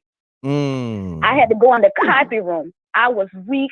I was so weak. I had to run in the copy room because I was being loud in the office. I had to go in the copy room real quick because Malcolm got me with that black leather jacket. Oh man! And then that dude got me with the Family Dollar and old dude, I think snitching Mr. Something in the Family Dollar. I think he was in Chicago or Detroit or something. Yeah. I had to run in the copy room because I was being extra loud, trying to giggle at my desk.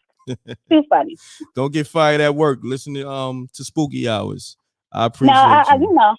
I got it. I'm good. You got it. All right, little turkey. Oh my God. Goodbye. Spooky. Yo, thanks for calling the show. Oh, she hung up on me. Yo, she really hung up on me.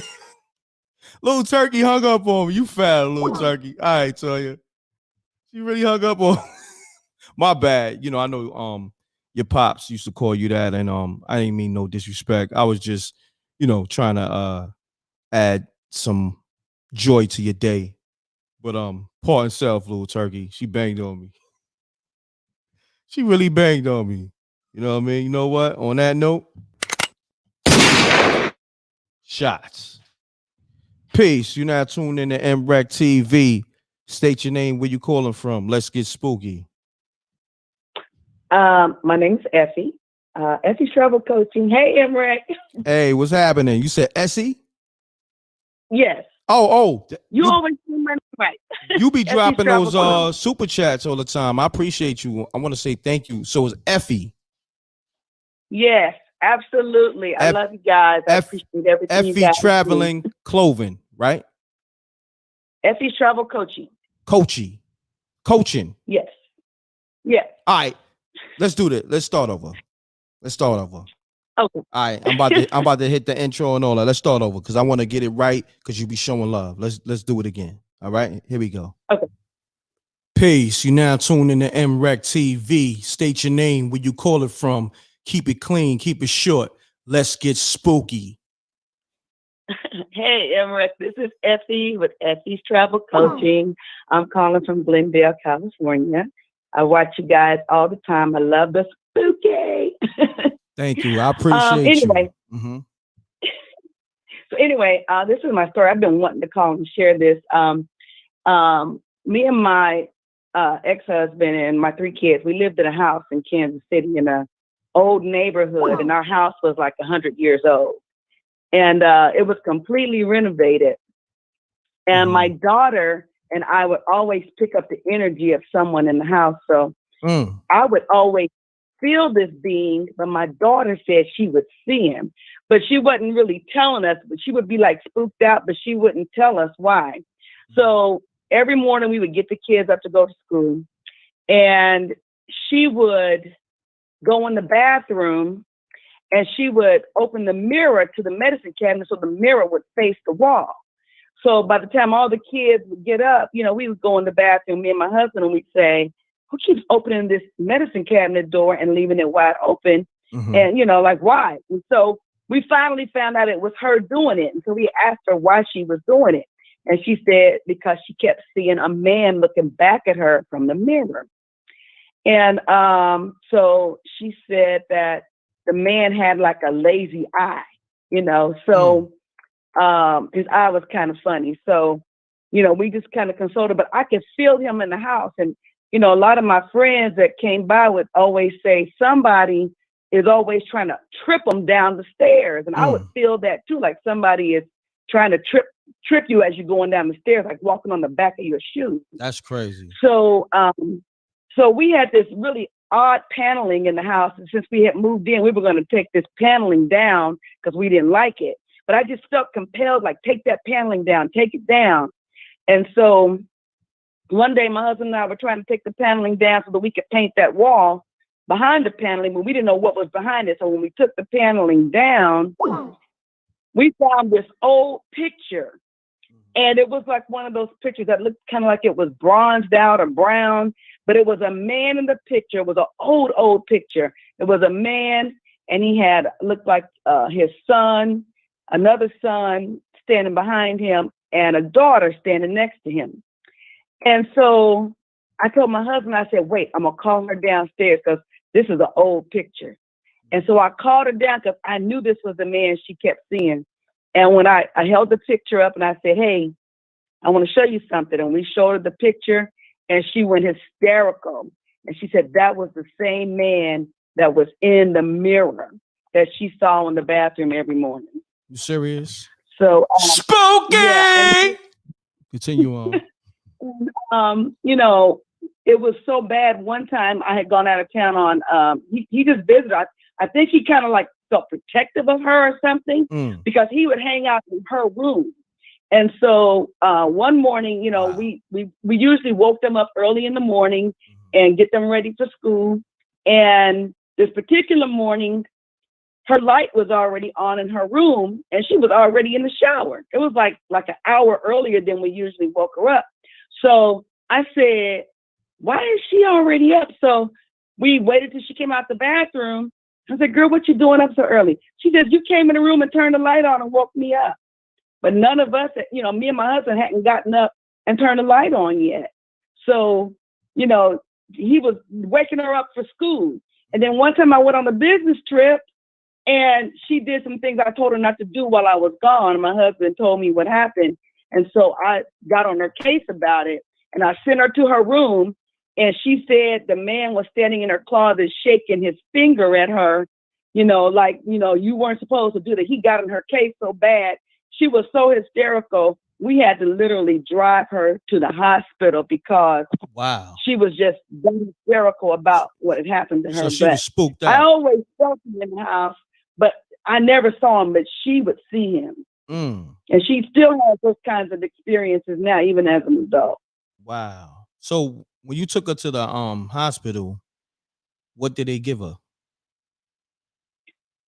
She didn't take nothing. They just kept her for maybe 2-3 hours in a room by herself. What? They said she was having psychoses. Yeah. Wow. But I didn't believe it. I didn't believe the psychosis diagnosis. I knew she really saw it because I felt what she was seeing. But there was nothing that we could do to console her. She was so, out of it because she was just so frightened by it, from what he did to her, like shaking his finger at her and stuff and scolding her, that there was no consoling her. So we didn't know what else to do but drive her to the hospital because she was just that gone. So, yeah. But we still talk about that. So, yeah. Great stories. I appreciate that. And I appreciate all the support. Thank you for calling up the show and always supporting. And how long you been subscribed to the channel? Since February, I think, of last year. Oh, nice. Been about a year. Yes. Yeah. Yes. Thank you. Love your show. You guys are, sharing the knowledge, dropping the gems. We really appreciate it. Thank you. We appreciate you. And thank you so much. You have a good night. All right. Oh, You're welcome. Too. Thank you. All right. Peace. Bye-bye. Man, I love the good vibes, man. There's so many good vibes, man. Shouts to my ladies. Shouts to the homies. The ladies be showing so much love, though. Man, they be supporting. They be just showing that love, man. That love and support, man. Appreciate everybody. Salute to the Rec Mob. Y'all know the M.Reck room etiquette. Pound that like button.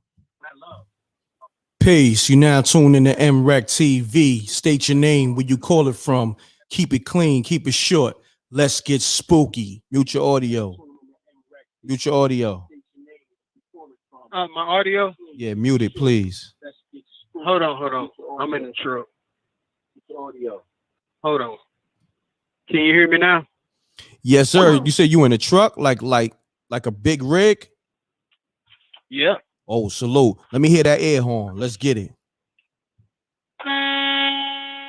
Shouts to all my truckers. Shouts to all my truckers on the check-in. Shouts to all my truckers tuned in with MRecktv hitting the air horns. Let's get it. So state your name and where you call it from, trucker. My name is Carlos Roddy, and I'm calling from right now. We're in Wyoming. Interstate shut down. Going west. So when you say shut down, is it traffic or they just shut it down where you can't even get on? Ice and snow. Oh, wow. Crazy. Yep. Crazies. Yeah, it is. We've been here ever since this morning. What? So they got y'all just at a standstill. You're right. Wow. Then, dang, I need to deliver tomorrow morning. It's not going to work. But now there's a silver lining. It's definitely a silver lining in the sky, because it's a good thing that you're probably not, to avoid any tragedy and you know what I'm saying, harm to yourself and others. You dig? Right. So right. Now let me ask you this real quick, because a lot of truckers call my show and I don't really get to build with them. So I'm gonna build with you real quick. What's your name again, my brother? Carlos Roddy. Carlos. So Carlos, yep. You get paid by the hour or you get paid by the shipment? How that works with the trucker type of I get paid by the mile. By the mile. Woo. Yeah. Okay. Salute. So anybody? Yeah, I'm a contractor. That's like next thing to the owner operator. I'm a contractor. Got you. So in this situation right here, it's really not good for you because you at a standstill, because you get paid by the miles. Right. Got you. So continue. But yeah, go ahead. But in the sense is we laid over, we're still gonna get paid no matter what. Got you, my brother. All right. That's how they go. Got you. So Carlos, get into your story. I just needed to know that information just for myself. You know what I mean? Yeah. I always wanted to know. All right. All right. Me and my okay, we're a generation of truck drivers, and we like third generation truck drivers. Oh wow, you took over the trucking game. I hear that. Salute. Yeah, but this happened back in 2008, 2009. Okay, it was my uncle and my brother. They had we rode all it was me and my uncle in one truck. And then my uncle and my brother was in another truck. They just got through filming, and we just got through filming. So we're going all across towards California, and we got the load out. My uncle started hallucinating, like he called it the red man. And this, how he described it on the CB radio, he said it's a man, a little red man came up in a shiny red tricycle and it started messing with him. Wow. So he just kept on. I don't know, he might have been sleeping or something because he just got up. So we was going down the road. Me and my uncle, we were laughing like, going crazy. We was laughing in the background. We was laughing. He said, here he come again. This time, he got upside the truck, gave my uncle the finger, and took off. And my uncle tried to drive the tricycle down. Say word. Yeah. And then the guy on the little red man took off on the tricycle again. He just went out of sight. So now we got down to like Lodi. Uh-huh. We got the Lodi. It's called the Devil's Triangle. Okay. And we was going down there. We was over speed limit, but we was running down there, and then this red man came up again. Damn. The last time he gave my finger again. Now let me ask you this real quick. Where is all this happening at? Is this happening on the highway? Is happening at the truck stop? This is happening on the highway. We was almost we was between Lodi, almost into the Devil's Triangle. That's what they call it. Wow. And where's that at exactly? Devil's Triangle. It's near Lodi, Lodi, California. Okay. It's right there on 40 coming in from Arizona. Okay. And we was coming in, and the red man came up again on this shiny tricycle. Me and my uncle laughing. So my uncle got in his truck, floored it, caught up with the little red man, and the red man went off into a 30-foot drop. My uncle went over in the 30-foot drop. Wow. Now, believe what I tell you. They had a load of chickens on the truck. He destroyed the truck and the trailer. Truck caught on fire. My uncle, he jumped out the window, and my other brother, he jumped out. We come up, we up here like, what the hell just happened? Because their truck is on fire. And he talking about a red man. I like, man, get the hell. I told him just gone. Yo, you know what's so funny though? It's funny to me. The story is wild funny, but also shouts to Redman, Reggie Noble. You know, the legend. He actually listens to the show. Redman. Yeah, Redman actually listens to the show. So shouts to Redman, the rapper. You know, salute to him. He was on the MRecktv page a few weeks ago, liking a post I put up about spooky hours. So salute to Redman. He also saluted me and the Earth of Mina for the gems we be dropping on, MRecktv. He did that on Montel Williams. So I'm gonna play that drop. But it's funny because I'm picturing, I think Redman had a logo of him being on a tricycle at one time too. So it's just, the whole thing is just funny. You telling this story. It's just, continue on, my brother. I'm sorry. Continue on. It's weird how they say it because my uncle, he just had me laughing. We was back there just busting up laughing when I said, hey man, you hear what your brother saying? We turned the CB radio up, and then he was listening. He said he tried to run him over and all that. A little red man on a tricycle. I don't know what it was, the devil, or I don't know what it was, but that's what he was following. That's crazy. Took the truck off a 30-foot drop and just blew up the truck. The truck blew up.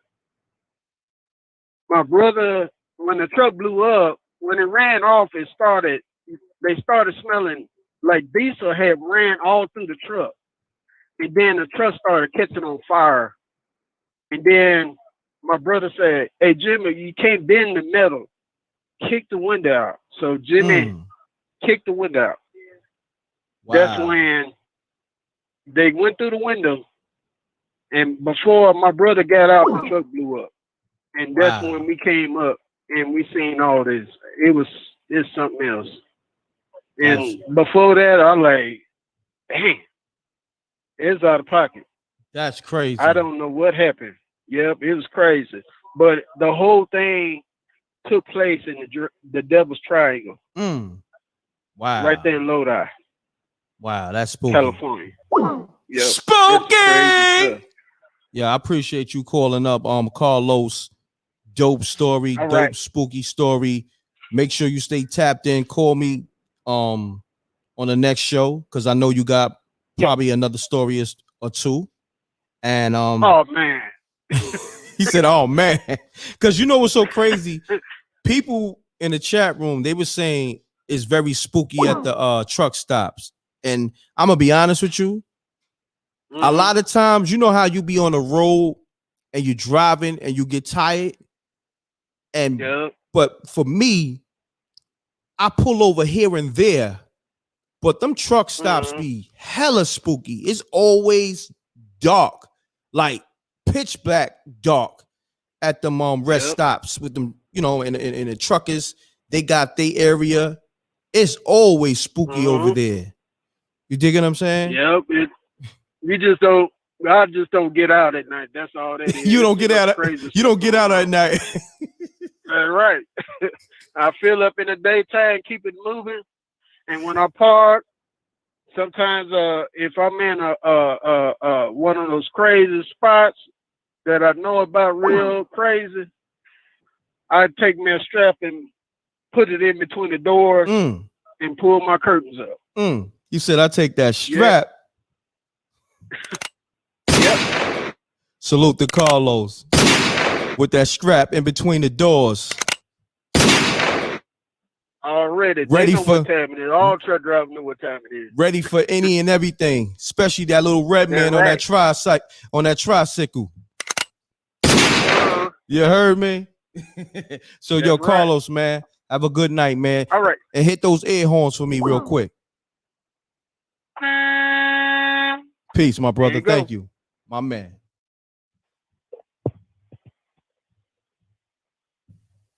Peace. You now tuned in to MRecktv. State your name, where you call it from.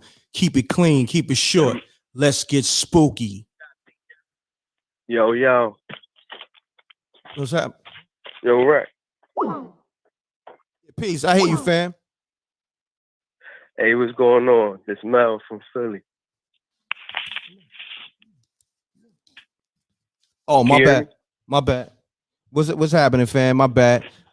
Talk to me. I can hear you now. I'm sorry. Yeah, it's Mel from Philly, man. What's happening, Mel? Shouts to the whole Philly.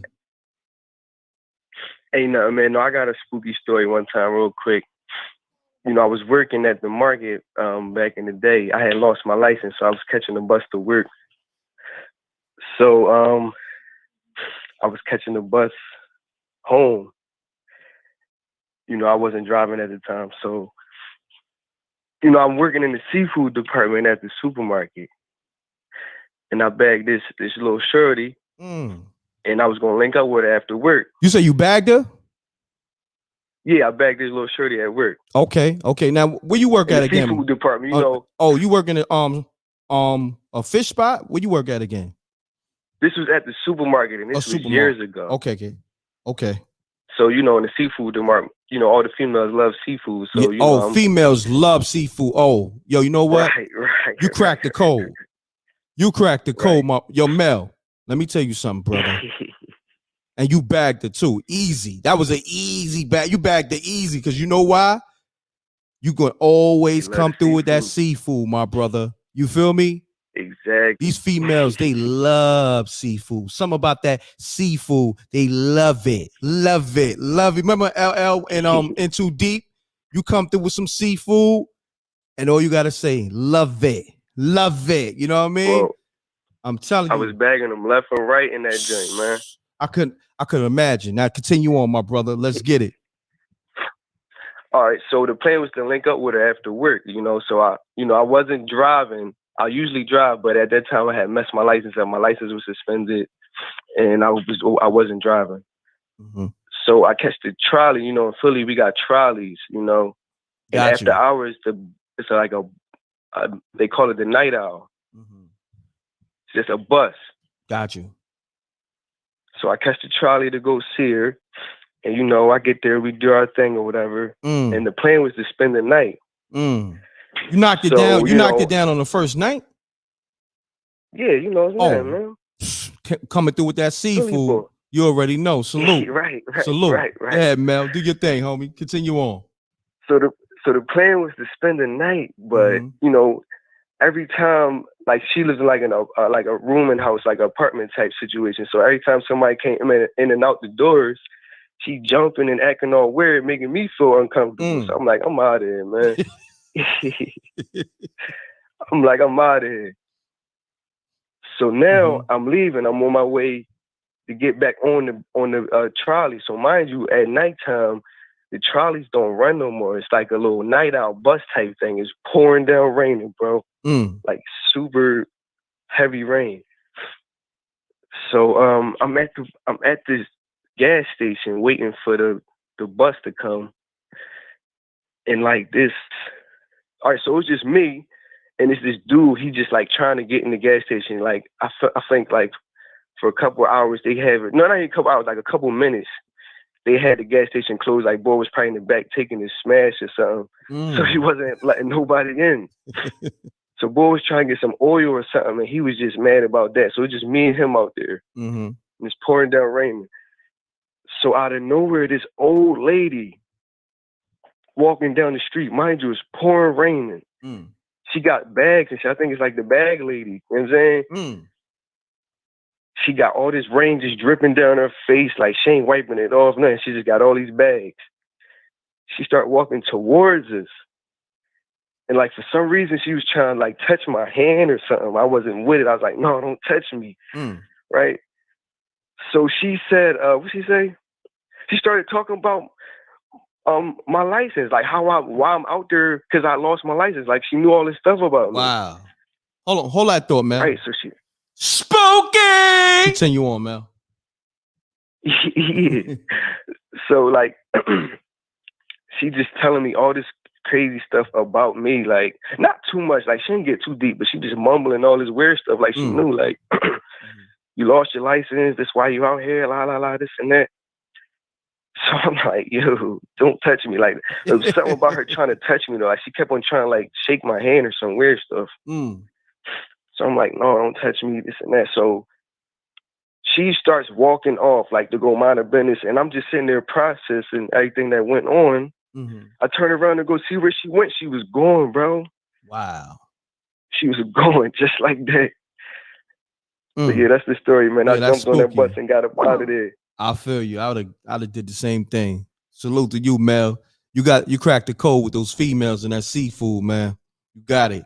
You know seafood, what I mean? Man. Seafood Mel. I'm gonna call you that Seafood Mel. You heard? All right, Reck. I'm gonna call back. I got a couple more joints too, man. No doubt, Mel. Appreciate you. Shouts to the whole Philly. Peace, fam. You already. I like Mel. He got good vibes, man. I could tell I could rock with him in real life. Mutual audio, please. I got Peace. You now tune in to MRecktv. State your name, where you call it from. Keep it clean, keep it short. Let's get spooky. Yeah, this Carolyn again. Oh, Carolyn. Yes, from the South. Okay. I said I thought of another story, even though I had another one anyway lined up. Okay. Let's get it. Okay. This is a story that my granny, the one I told you that she raised me, Mm-hmm. from 2 weeks old. Okay. She was from 10. It was 10 of them, 10 brothers and sisters, and a few of her sisters passed early in life, like, probably like in their 40s or whatever. So she told me about one of the sisters. She said that now this ain't gonna be no long story. She was saying that her nieces was in the house, and they I don't know how many. I think it's 5 children in all, and it's about 3 girls. And I don't know how many of them was in the house, but I think she said one of the younger ones. She saw her mother was in the house, which is my granny's sister. She saw a dark shadow, and it flew by in the house. Mm. And when she saw the dark shadow fly by past them, they ran in there to see what was going on with their mother, and their mother had died. Oh, wow. So I don't know if that was considered something like a Grand Reaper or what. Mm. That's spooky. Spooky! Yeah. Mm. So my granny told me that a few times during her lifetime, and I mentioned it to my mama not too long ago, because my granny passed in 2019 at 101. So she was born in 1918, and damn. Yeah, she lived a long, good life. I guess since that was so short. Yeah, salute to Granny. She was around a long time. I said salute to your granny. She been around a long time. 1918. Yeah, she was the last one. She wasn't the oldest one out of the family, but she was one of the older. I think she was like the 3rd oldest. But she outlived everybody else. Oh, wow. Everybody else. I had a couple of aunts that passed at 89. But yeah. So, and I'm gonna tell you, matter of fact, go ahead. I'm sorry. How old was your granny when she passed? 101. 101. Wow.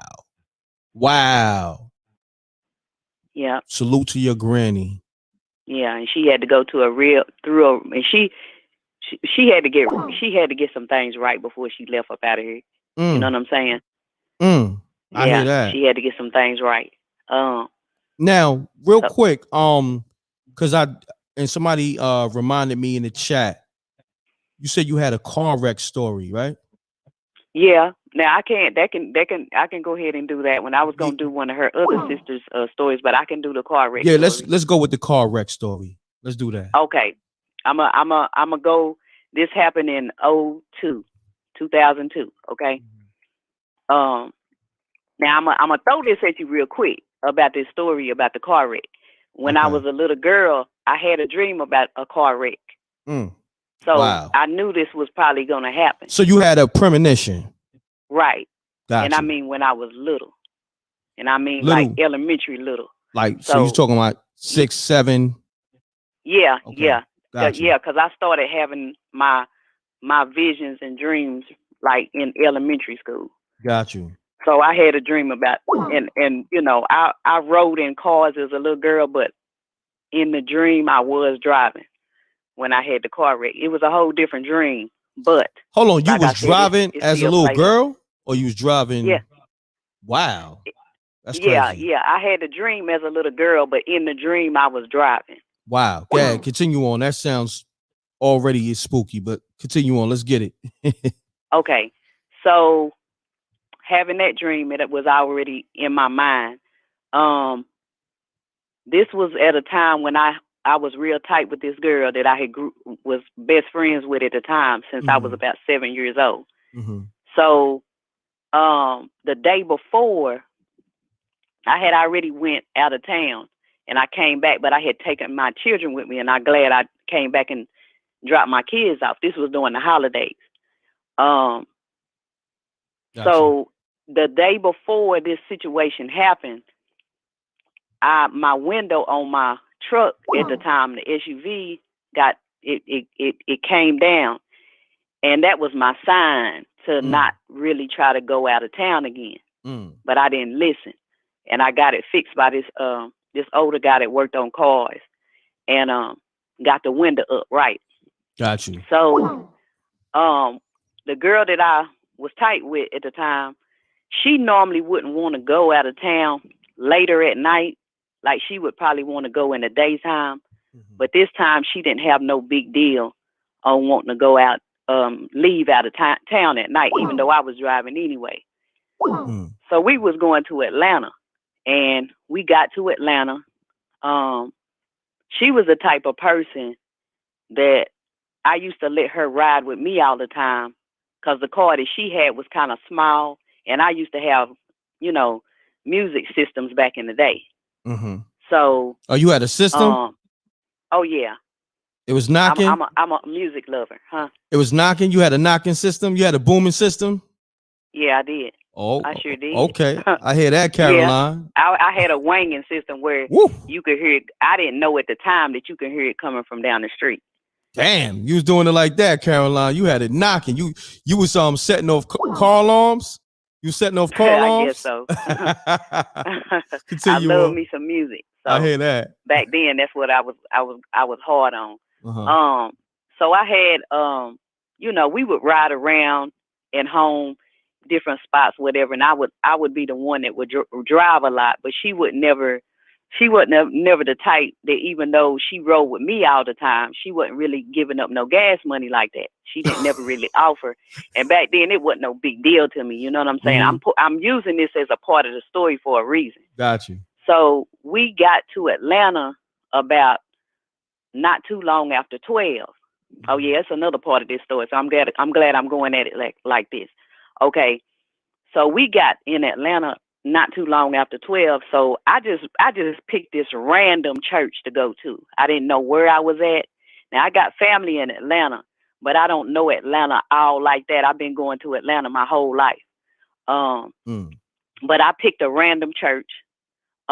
She wanted to sit in the back, but it was a crowded church. And I ended up saying, nah, we need to go up to I think the pastor said something about come on up front. We got seats up front. They had a usher.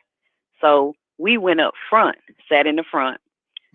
It was a story that was being told about being prosperous and going through doors. You know how that story goes sometimes when they in church and they say that you're trying to go through a door to try to reach something good, a big change in your life. So that story about prosperity was going on.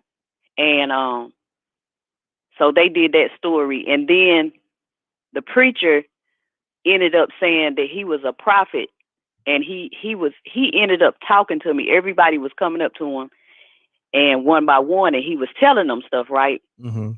So this is what he told me. He was like, you need to be careful of the company you keep. You need to be aware of the company you keep, because basically he was telling me that you got somebody around you that's not right. Wow. And I forgot the exact words, but basically that's what he told me, right? And you came there with the girl who ain't had no snaps on the petrol. I mean, I don't know your language on that. The snaps on the petrol. She ain't had no money for no gas. She ain't had no money for no gas. No, she would have it. Don't get me wrong. Oh, she just didn't give you none of the money. She ain't want you to have the money. Type of person. Yeah, she was a taker. She was hard up, not a giver. Got you. She was a finesser. Like that. She was a finesser, pretty much. That's what you call people. Yeah. She was finessing you. She finessed you to get a free people ride. Might get her. Like, she had people in her family that would use her. Oh. But when it come to her being on the other side, she was the type that was a taker and not a giver. Got you. Continue on. So the pastor told me that and gave me the warning, and it kind of shocked me. You know what I'm saying? Because in the back of your mind, you kind of got that vibe on certain people that you really don't need to deal with, but when you grow up with people, it gets kind of hard. So anyway, like I said, there was a random church, got a hearing from a prophet, out of the blue. So when that was said, did you look back at the girl that you came in the church with? No, I just like to marinate and stuff in. Okay, got you. But I had already had a couple of warnings about her, even from this old head that I was real tight with at the time. And he told me, now this is what he told me. He Call said, him an old head. Oh, but you don't know what I'm talking about with the snaps on the petrol. But I got you. Continue on. No, I really don't. Nah. I ain't gonna lie. I done heard all kind of sayings. I ain't heard them all. You know what I'm saying? You didn't watch that movie, Menace to Society? You had to watch that. Oh, okay. Classic. That movie. Okay. Yeah, I got you. MC8 was in there with Kane. And in the living room. No, they was in the car. Oh, okay. And I think he said they did a living room scene too, but I got you. Yeah. He's like, y'all ain't got no snaps on the petrol? Okay, I got you. Yeah, I don't know all of them. You know I mean, snaps is money, petrol, gas. You did. But continue on. Continue on. I got you. That's a gas station? No, petrol's gas. Okay, I got you. Petroleum. You know what I'm Okay, saying? I got you. Got you. Yeah, continue got on. Continue on. Okay, I got you. I mean, different lingos go in different regions. You know what I'm saying? Yeah, definitely. I got you though. So the old head that I was tight with at the time, he picked up on her spirit. He was like, "You need to leave that damn girl alone." He said, "If looks could kill you, be dead." Right? He told me that because he started talking one day. She came with me down to his apartment and where I used to live at, and he said she got up out of here quick. So I'm just letting you know the vibe was even being given off to a old head, and them old heads. And this was a dude that he did his thing in life, and he had some things that I wouldn't agree with, but I learned a lot from him. Just like I learned a lot from the old head, the grandparents and stuff, right? So, and by the way, this girl had the same birthday as my grandmama, the one that lived to be 101. She was kind of tight with her, and she stayed linked up with her even when we wasn't tight together. So, like I said, my grandmama had her things that she had to get right with, because I would trip out that it would be people that she would normally say something negative about, but this girl right here, she was tight with her. You know what I'm saying? Even when me and her wasn't tight. So my granny, some of the spirituality went over her head. So anyway, we went to Atlanta, went to the church, but after we went to the church, we was looking for I think it was 106 back then. And we finally found it. And we went up in there kind of late, but it still was going down in there. Now the DJ ended up being somebody from our hometown that we knew. Now I'm just throwing that in as part of the story. You know what I'm saying? Okay. Hadn't seen him in years. So went in there, and the main person that don't like to give money for gas or nothing else, she was ready to buy me a drink. She was like, you want to get something to drink? I got you. And I'm thinking, dang, for real? I'm surprised, right? She ain't had no snaps on her petrol. Huh? She ain't had no snaps on the petrol, but she want to get you drunk. Okay, let's get it. Yeah.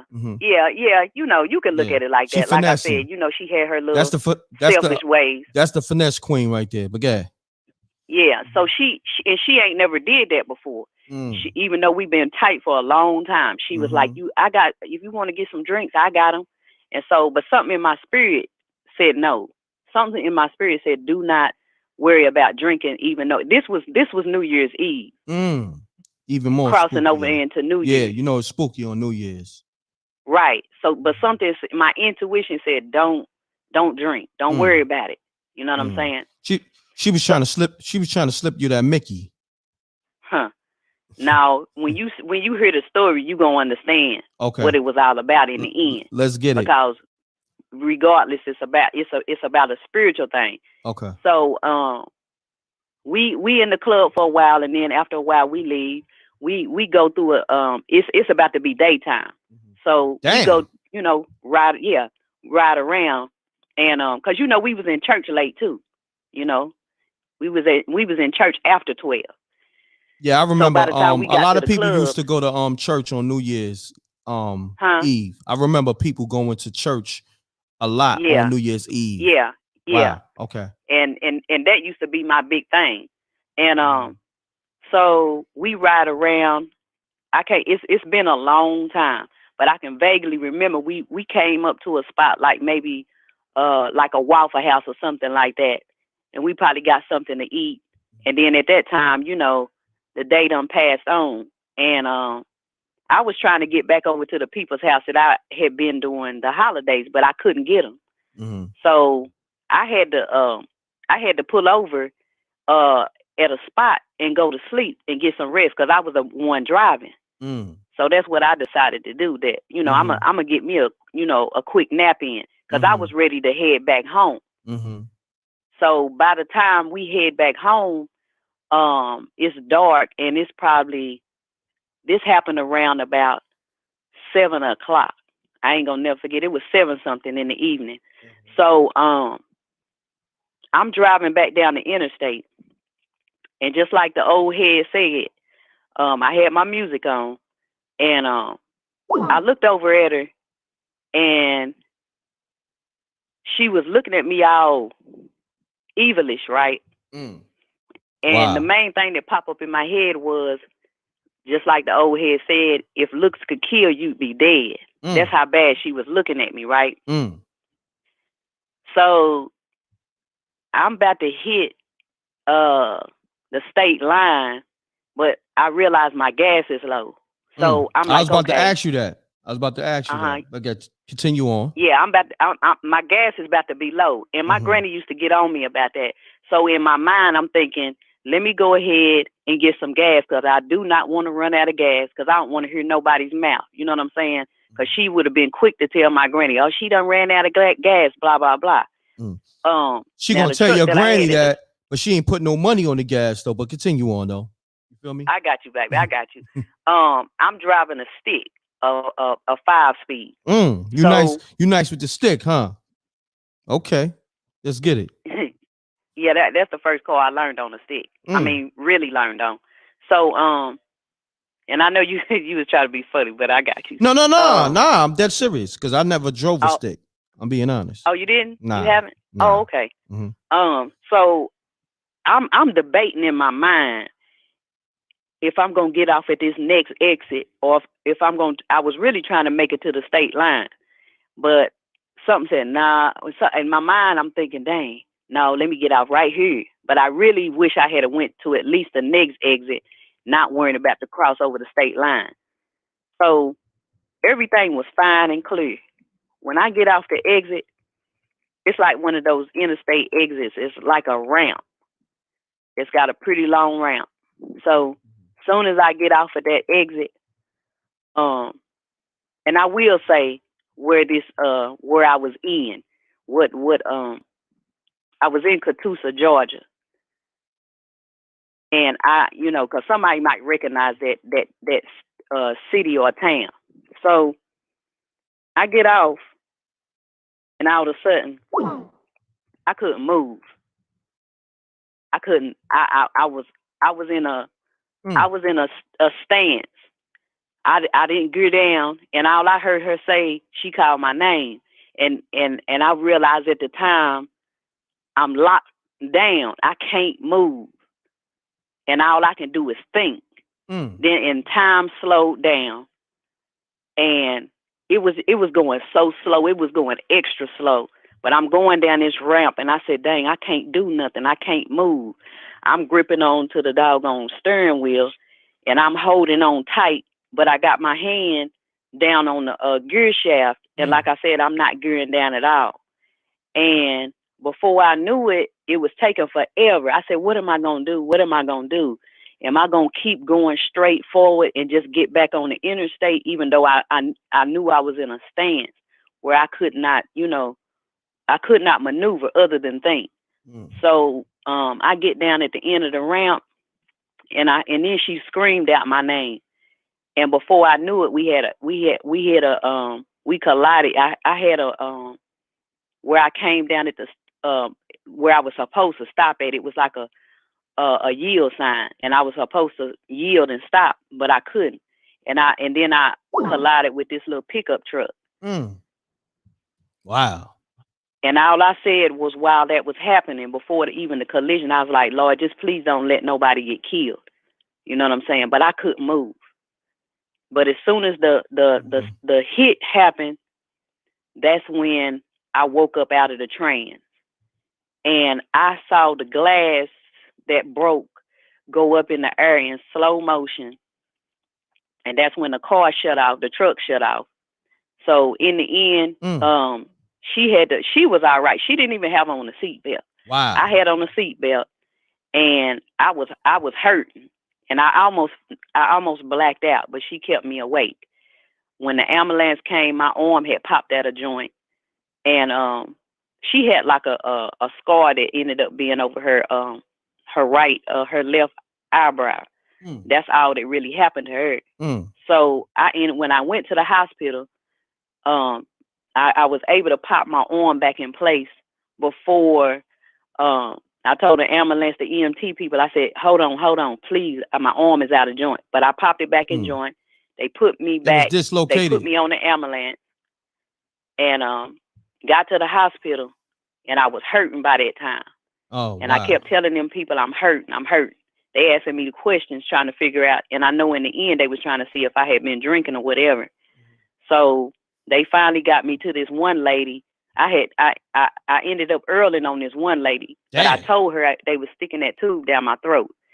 And I told her I was about to earl, but she didn't want to listen to me, one of them smart ass women. And when I threw up on her shoes, she was like, you threw up on my shoes? I said, well, I told you I was about to throw up. You know what I'm saying? Yeah, you threw up on her shoes? You earled on her shoes? Yeah, I turned over to the side off of the bed that I was laying on. And I just threw up. But like I said, I didn't have time to pay attention to all of that. They were sticking that tube down my throat. Wow. And it made me sick. But I warned her, you know what I'm saying? You Even did in warn the her. situation that I was in. So Caroline, you earled up on her red bottoms. She had some red bottoms on. Yeah, this was years ago. I don't know how long red bottoms been out, but this wasn't no red bottoms era. You know what I'm saying? I got you. You funny though. So anyway, real quick to the point. The other lady was real nice. Because you know you They like was 22 asking me- minutes in too. You know what I'm saying? Huh? You like 23 minutes in now. Oh, am I? I'm sorry. Yeah. Well, anyway, real quick, I was hurting. The other lady that I got to, I told her that I needed to go ahead and I need something for pain.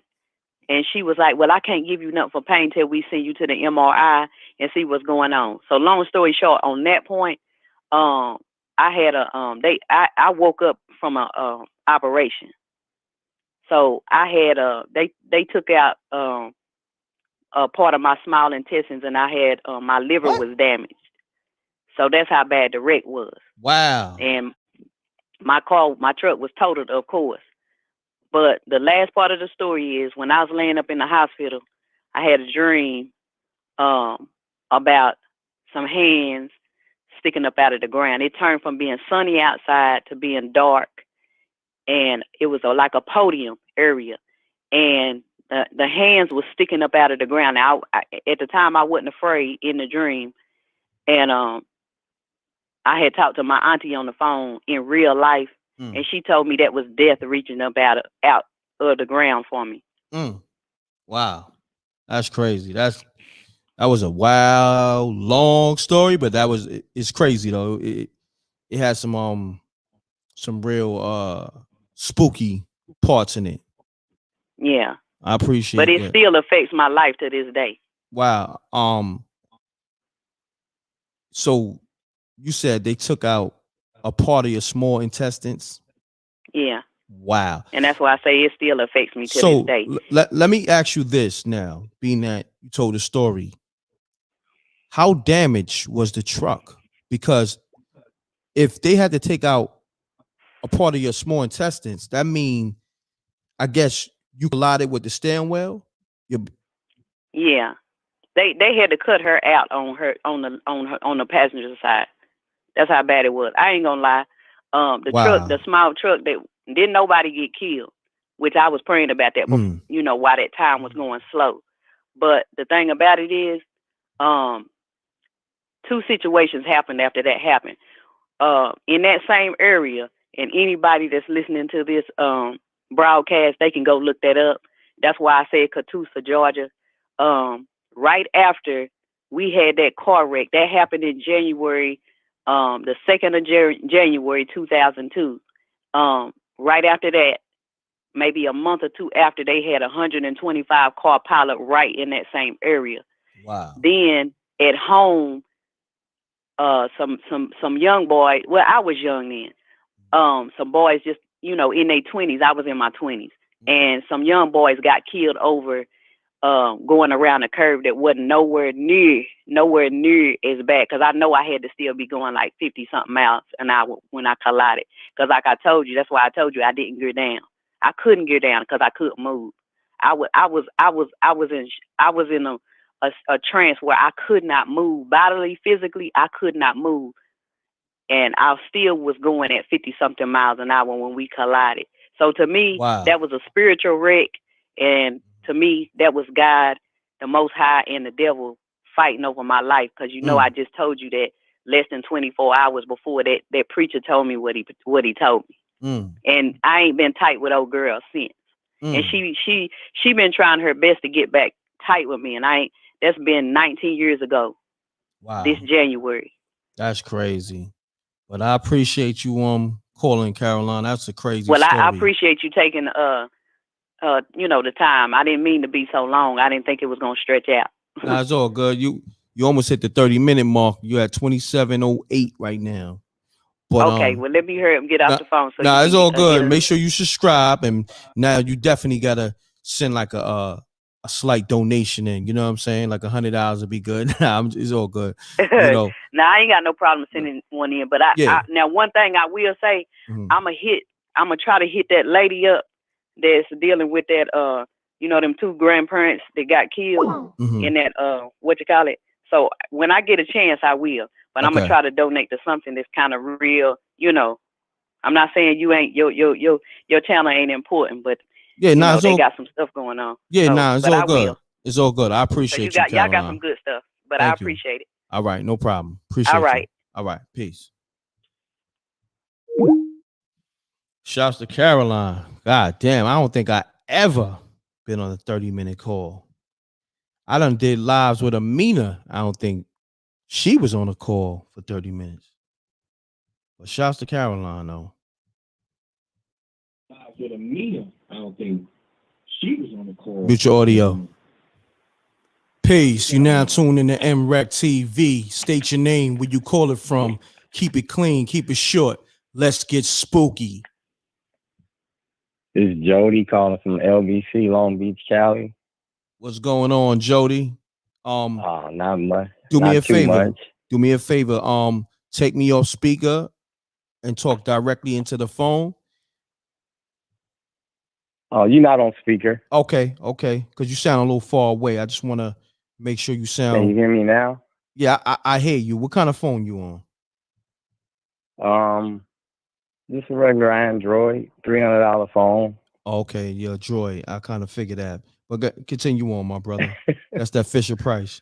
You know, continue on. All right. I grew up in Chicago, south side of Chicago. And the place we lived on was an old Indian burial ground. And I grew up in the 70s. Hold on. And rewind. Say that again. I grew up in Chicago, south side of Chicago, and the house we lived on Bishop Street, we found out it was an old Indian burial ground. And I come from a huge family. It's 11 of us. Spooky! Continue on. And every time, man, it would rain, all of the power and stuff would go out. And it was something about this room. We had this closet. It was a dark closet.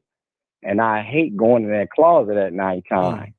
And this is no lie, man. We was all asleep. My dad worked a lot. He worked at night graveyard. He was always at work. So one night I was laying in the bed and I felt a presence come out the closet. I'm about 6 years old. I felt the presence come out the closet, pick me up. It was big and black, about 10 feet tall. I couldn't even look at it. Wow. And I felt the hot breath breathing on my neck. And it was like it was angry. And it would start taking me towards this closet. Spooky! I couldn't even speak, man. I was trying to call my mom, man. So what I did, I gathered all the strength and I jumped out of his arms or whatever it was, and I ran down this long hallway and I told my mom, I said, Mom, it's something in this house. In that place, every night we would hear somebody building something, like they're in the basement. We had a basement, an attic, and another attic. And I found out the guy that built the house, he had a heart attack in the house back in the 30s. And every time we would hear something, we would go down there, the shed door would be wide open. We would see tools and hammers all out the shed almost every other night. And I said, Mom, there's something about this house. And they wouldn't believe me. I said, Mom, I said, something is in this house. And that's when she said, I forgot to tell y'all. She said, I prayed and the Lord told me years ago, don't move into this house. And ever since I've been a little kid, even up until this day, I see and experience weird things. And my wife, she passed away almost 8 years ago. So the day that she passed, I moved out of my townhouse because I didn't want to go home because my wife wasn't there. I was just broken, torn, me and my 2 daughters. Got you. So Hold on, fam. 3 years ago. Hold on, fam. My condolences first and foremost. How did your wife pass? She died in her sleep, man. She had a heart attack and a stroke. Wow, my condolences, my brother. And I'm blessed to be here living with sickle cell at the age of 52. Oh wow. So I know I have a purpose here on this. Yeah. You know, I have a purpose here. So yes, sir. God bless you. You and you got 2 kids, right? Yes, sir. God bless you and your kids, 2 my girls. brother. 2 girls. God bless them. Continue on. Continue your story on, my brother. Okay, so we moved here to where I'm at now in North Long Beach. And a year after we moved in here, I just fell asleep on the floor because I was waiting on my furniture and stuff to get delivered. So I laid on the floor. And I heard a voice say, Jody. We live right by the park. Somebody said, Jody, your wife is at the park waiting on you. Say so word. I said, I'm tripping. This is a voice I heard. I don't know who it was. So I went into a deep sleep. And this is the trip part. I saw my spirit floated out of my body and I had died. And wow. So on my way to this part, an angel said, don't look back. Death is chasing you. So I didn't look back. So an angel picked me up and put me in a tree. And the closer I got to my wife, the farther away she got. So, and then I heard a voice say, go back. It's not your time yet. You have your daughters and you have your ministry. Because I'm into music. So when I looked and I see my spirit, my body was laying on the floor. And as soon as that voice spoke that to me, my spirit floated back. Wow. And at the same time, my spirit came back. My baby girl came and touched me. She said, Dad, wake up. I said, I'm so glad you woke me up. She said, something told me to wake you up. But then I woke up. Wow. That's just 2 stories, man. I don't want to take the whole show like the other caller did, but no disrespect. But to God be the good. You know, you threw shots at her too. To the point. Yo, that was a dope story. That was a dope story. And you threw shots at Carolyn. Nah, I just like to get to the point so people can see where I'm coming from. I'm gonna keep calling in, you know, because I love your show. Nah, I appreciate you.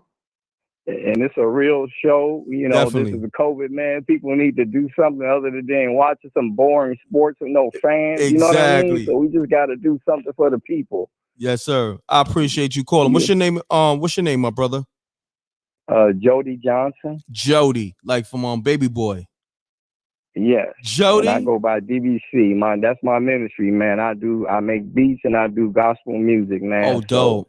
Dope, that's my brother. My calling, man, you know? Yes, sir. Yes, sir, my brother. You know, but I appreciate you calling Jody, man. Tap in for the next show. I'm about to hit that 3-hour mark. I usually do 2 hours, but Caroline, her story. It was spooky, crazy, weird, strange, all Yeah. in one. Yeah. She was extra sauce with it too. She was long winded. Shouts to Caroline though, but she was super long winded. You know what I'm saying? Yeah, what days are your show? I already pressed the like button and I already subscribed a couple of weeks ago. Okay. So what days do you do the show? Every Sunday I do spooky hours. Now, all right, let me say this. I'm glad you seen that because that opened up this segue to this. Listen up, everybody. MRecktv. I'm trying to have, not trying. It's gonna be a show on this platform every day. You're gonna have, wow. yeah, that's my aim. You know what I mean? I got a lot of shows coming. I got spooky hours, we got the blackout show, I got the backstories. You know, I got them all written down, but I'm gonna produce a show every day for MRecktv, and then it's gonna be on Roku and all them other channels as well. You know, I'm gonna have it on YouTube, but I'm I'm taking it beyond YouTube as well. So Yeah, going to the next level. Yeah. So matter of fact, everybody, make sure you go to mrecktvpromo.tv and bookmark that page. That's my website. And you know, you're gonna get all the gems from me and the earth. We're gonna go live over there too, because you know, with YouTube and their policies, it's certain things you can't even talk about. But I got my own platform, and we're gonna be producing a show every day for the people, for the rec mob on MRecktv. You're gonna have different shows, spooky hours, the blackout show, the backstories with all the hip-hop backstories. I got so many, but I don't want to put it out there because people tend to take people ideas, you know what I mean? So I'm gonna produce them first before I put the names out there, because these nasty niggas, all they did was copy me. A lot of dudes, you know, on this internet, forget about it. I could go in for days talking about these lames. Haterade, man. I'm dealing with that now, bro. Exactly, Jody. Exactly. You know what I'm saying? I can tell you some stories, bro. Man, that hate is crazy, man. But you know what? Love is love, man. The hate keep me motivated. But on that note, I'm gonna end the show with your story, and I appreciate you, man. That was a dope story, and you got right to the point. I appreciate you, Jody. Oh, thank you, man. I'm always calling in, man. I got a lot of other stuff, man. I got to tell you stories before I got in church, how I got high with Tone Low downtown Long Say Beach, word. Oh, you got to stuff. call me back with that one. You definitely got to, with Tone Low, the rapper? Tone Low, Ice Cube, all of them, man. I tell you, I got a lot of stuff I don't want to give away. Yo, Jody, hold on. Let me get stories, your, bro. let me get your number, man. Hold on. I know I got your number here. Let me write this down, because I'm gonna have to, if I don't hear back from you, I'm gonna call you, and I need that story. Hold on. I got church stories, Andre Crouch stories, R. Kelly, Kirk Franklin, fake pastors, all type of stuff, man. Say word. Stuff I've seen and experienced on. Hold on. Oh, hello? Oh man, I gotta get Tone number. I don't know what happened. Somebody calling. Oh, damn, hold on. Yo, Tone, you there? I mean, Jody, you there? Yeah, I'm here. Oh, You my can't bad. hear me? Yeah, I got you. For some reason, somebody called and the line switched over, but I got you back. I'm trying to write your number down. I got it. It's 562. I ain't gonna say the whole number. 562-229, right? No, 294. Hold on. What the hell? 562-294. No, you can say it because I'm already out there with my music, so you can read the whole number. Yeah, it's 562-294-9165. Got you. Yeah, you trying to get that promo on. You just got some good promo on MRecktv. I see you, Jody. I see you. Just send a cash app in, my brother, because I know you're gonna get some business. Salute. Now it's all love. Most definitely, man. Most definitely. I support my people, man. No doubt, Jody. But I'm definitely tap in with you. If I don't hear back from you, I'ma call you. I got you locked in. 562-294-9165, right? Yes. All right, I got you, my brother. So on that note, I enjoyed it, man. I enjoyed the story as well, my brother. Okay, all right, man. I appreciate it. We'll talk soon, man. You have a blessed night. Enjoy your upcoming week. And it's gonna get better. Yes, sir. All right, family. Man. God bless. God bless. Peace. Hold on. It's somebody else calling. They've been calling. Let me see what's going on. Should I take another caller? Pound that like button. You know the M.Reck room etiquette. This person keep calling and calling. Let me take this caller. You clearing Yo, what up? You clearing your throat and all that. This story better be banging because you've been calling for like all night. Hold on. Peace. You now tuned in to MRecktv. State your name, where you call it from. Keep it clean. Keep it short. Let's get spooky. Most def. This Mr. Millionaire calling from PA, of course, but of course I'm from Louisiana.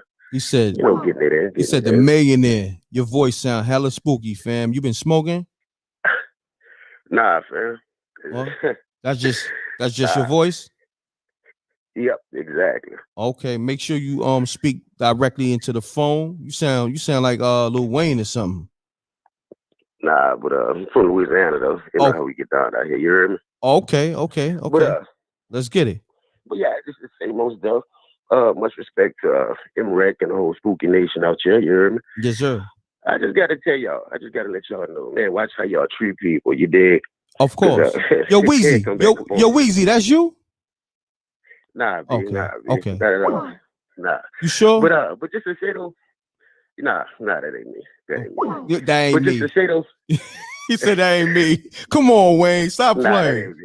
Stop playing, Wayne. Man, nah. Come on, Wayne. But go ahead and drop these.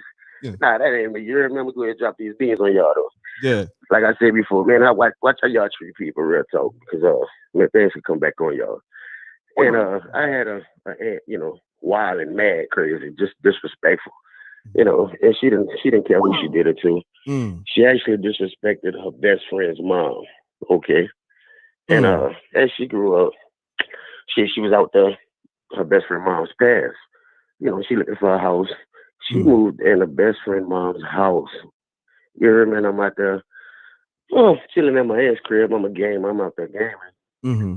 And the lady passed, and of course, a spirit gonna come at you if you ain't did them right.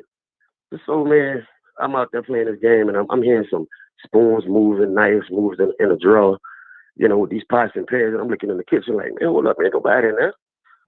So I said, well, I'm gonna go ahead and take a little walk, investigate this. Man, I come around the corner, a rocking chair, just rocking. I'm like, hold on, man, nobody in this chair. Turn on the light, ain't nothing. I said, hold on, man, let's go back and get back to my game. I'm just tripping right now. When I go back in the room,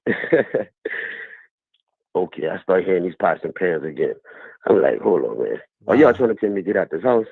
Or what's going on? I know my aunt did you dirty, but no, man, don't come at me like that, I'm just trying to get my game on. Just young and getting it in. I wake up the next morning, I'm telling my aunt about what happened. She said, yeah, I can't say the name I want to say, but yeah, that old lady, she don't want me in the house, but I guess, I'm going to ride her house out, and if she don't want me, I'm going to burn the house down. I said, man, hold up, man, we in here. It is. Shit, don't burn it down. We up in here. So, long story short, she decided to check her friend about her mama, house and why it seemed like it's so spooky to her and why it seemed like her mama don't want her in the house. She said, yeah, you remember when you disrespected my mama? She said she was going to haunt you. She never told you, but she told me. She said, I'm going to get her for showing her, for her disrespecting me. So I got her something for her. But, hey, man, why the whole family got to pay for that? Don't be spooking me out. I'm just trying to get my game on, But it's like, man, watch what y'all do to people, young, old. Don't be out here disrespecting nobody because it can't come on you and your family. Real talk, you hear me? Facts, my brother. I will say that. Much love and respect to the spooky nation. Y'all do your thing. And of course, I'm not going to drag it out like Caroline, but I mean, shit. Hey, everybody going to drag it tonight, so y'all might get ready for that. No Much doubt. love to everybody. Y'all do your thing, dropping them gems and keep it whipping. 100. Yo, fam, real quick. What's your name again? Mr. Million. Mr. Million. Salute. You sound like Wayne, my nigga. I ain't gonna hold you. Mr. Millionaire. Most deaf. All right. Fam. Hold it down, my brother. Yeah. All right. Peace. 100. And he took shots at Caroline too. I caught it, but I wanted to get his name. So back-to-back shots at Caroline, my man Jody, and then my man Millionaire, aka Lil Wayne. Niggas taking shots at Caroline. Your niggas is fat. Your niggas ended the show with shots. So on that note, we closing out the Spooky Hour show, man. I want to shout out the 800 people the close to 800 people that stayed in the room with me and rocked out on the late night hours. And much love to y'all, man. I appreciate y'all, man. And like I told you, I'm working hard for the people. Oh yeah, shouts to the whole Texas, man. Let's pray for Texas, everybody in Texas, and just everybody in the world that's going through it. Let's send positive vibes and prayers to them. But on that note, MRecktv will have a show every day. I'm producing a show where you're gonna see intros, different type of content every day on MRecktv. I'm gonna put it on YouTube, but then I'm taking it to Roku. So just lock in. Matter of fact, lock into mreckttv.tv. Make sure y'all put that in your bookmarks, please. I'm gonna put it on the I'm gonna put it in the chat room and highlight it. Lock this in. I'm telling you, this is where you want to be. And also everybody who reached out to write for MRecktv and the bloggers, and if you got a movie already, or somebody who got a well-produced movie, I'm looking for stuff shot at a high level, like with that red or that black magic. Let them know. Tell them they can send their links to their trailers to mreckttv.com@gmail.com. All right. That's that email for that. So make sure y'all go to mreckttv.tv and bookmark that. I'm updating the site, but make sure it's already up, but I'm about to launch it real soon. So make sure you got that in your bookmarks. You make that your favorites. And I want to say shouts to the Rec Mob. Salute to everybody who's just tuning into the show tonight. Pound that like button. Make sure you hit subscribe. Make sure you hit the bell. And I want to say thank you. Much love. It was it's always fun. Salute. It's always fun for me, man. I have a great time doing this. I love doing this. Also I got the MReck Live. I do, I do that random during the week. So, we got a lot of shows on the platform. Like my platform is totally different from anybody platform. I cover everything: sports, hip hop. We doing the spooky stories.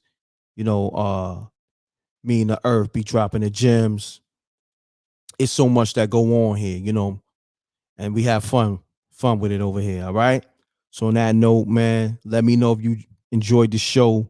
Make sure when the show rebroadcast, you leave a comment, and let me know that you enjoyed the show, and let me know what story you like the most. You know what I mean? So make sure when the show rebroadcast, leave a comment, let me know, and make sure you hit the like button too and share this. And I appreciate all the donations, the cash apps, the PayPals, the super chats. Much love. Shouts to Ammo Gun with the super sticker. I appreciate you. And on that note, double deuces and bubble gooses. I'm gone. You heard me? Let's get to it now. I got Ladies and gentlemen, if you suffer from low libido, poor drive, or subpar bedroom performance, don't skip this ad. Youth Fountain Laboratory, makers of the Blackout Nadokinase cocktail, has created a powerful dietary supplement, strong enough for men, yet safe enough for women. Introducing Vasoflux, a unique blend of 20 herbs, barks, roots, and compounds designed to turn back the hands of time.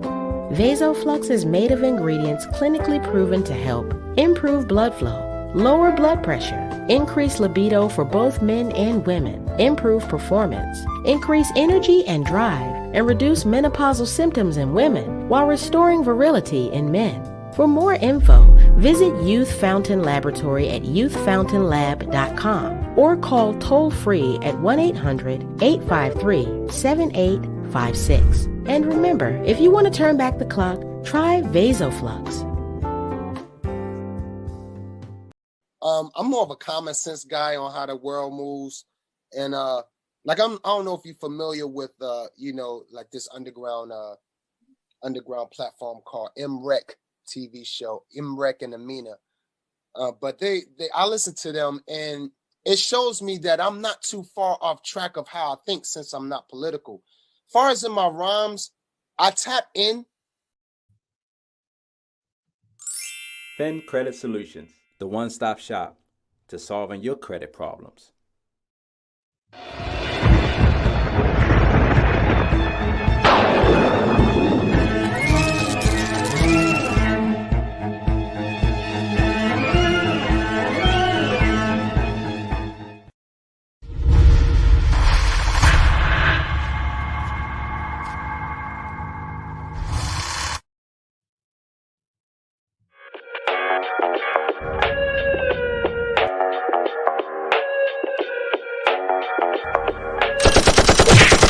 Dissing, we don't see the competition. I drop off a ransom note that your art is missing, nigga. Pays in full with the money, or she gon' get her fingers clipped off like Lil Sonny,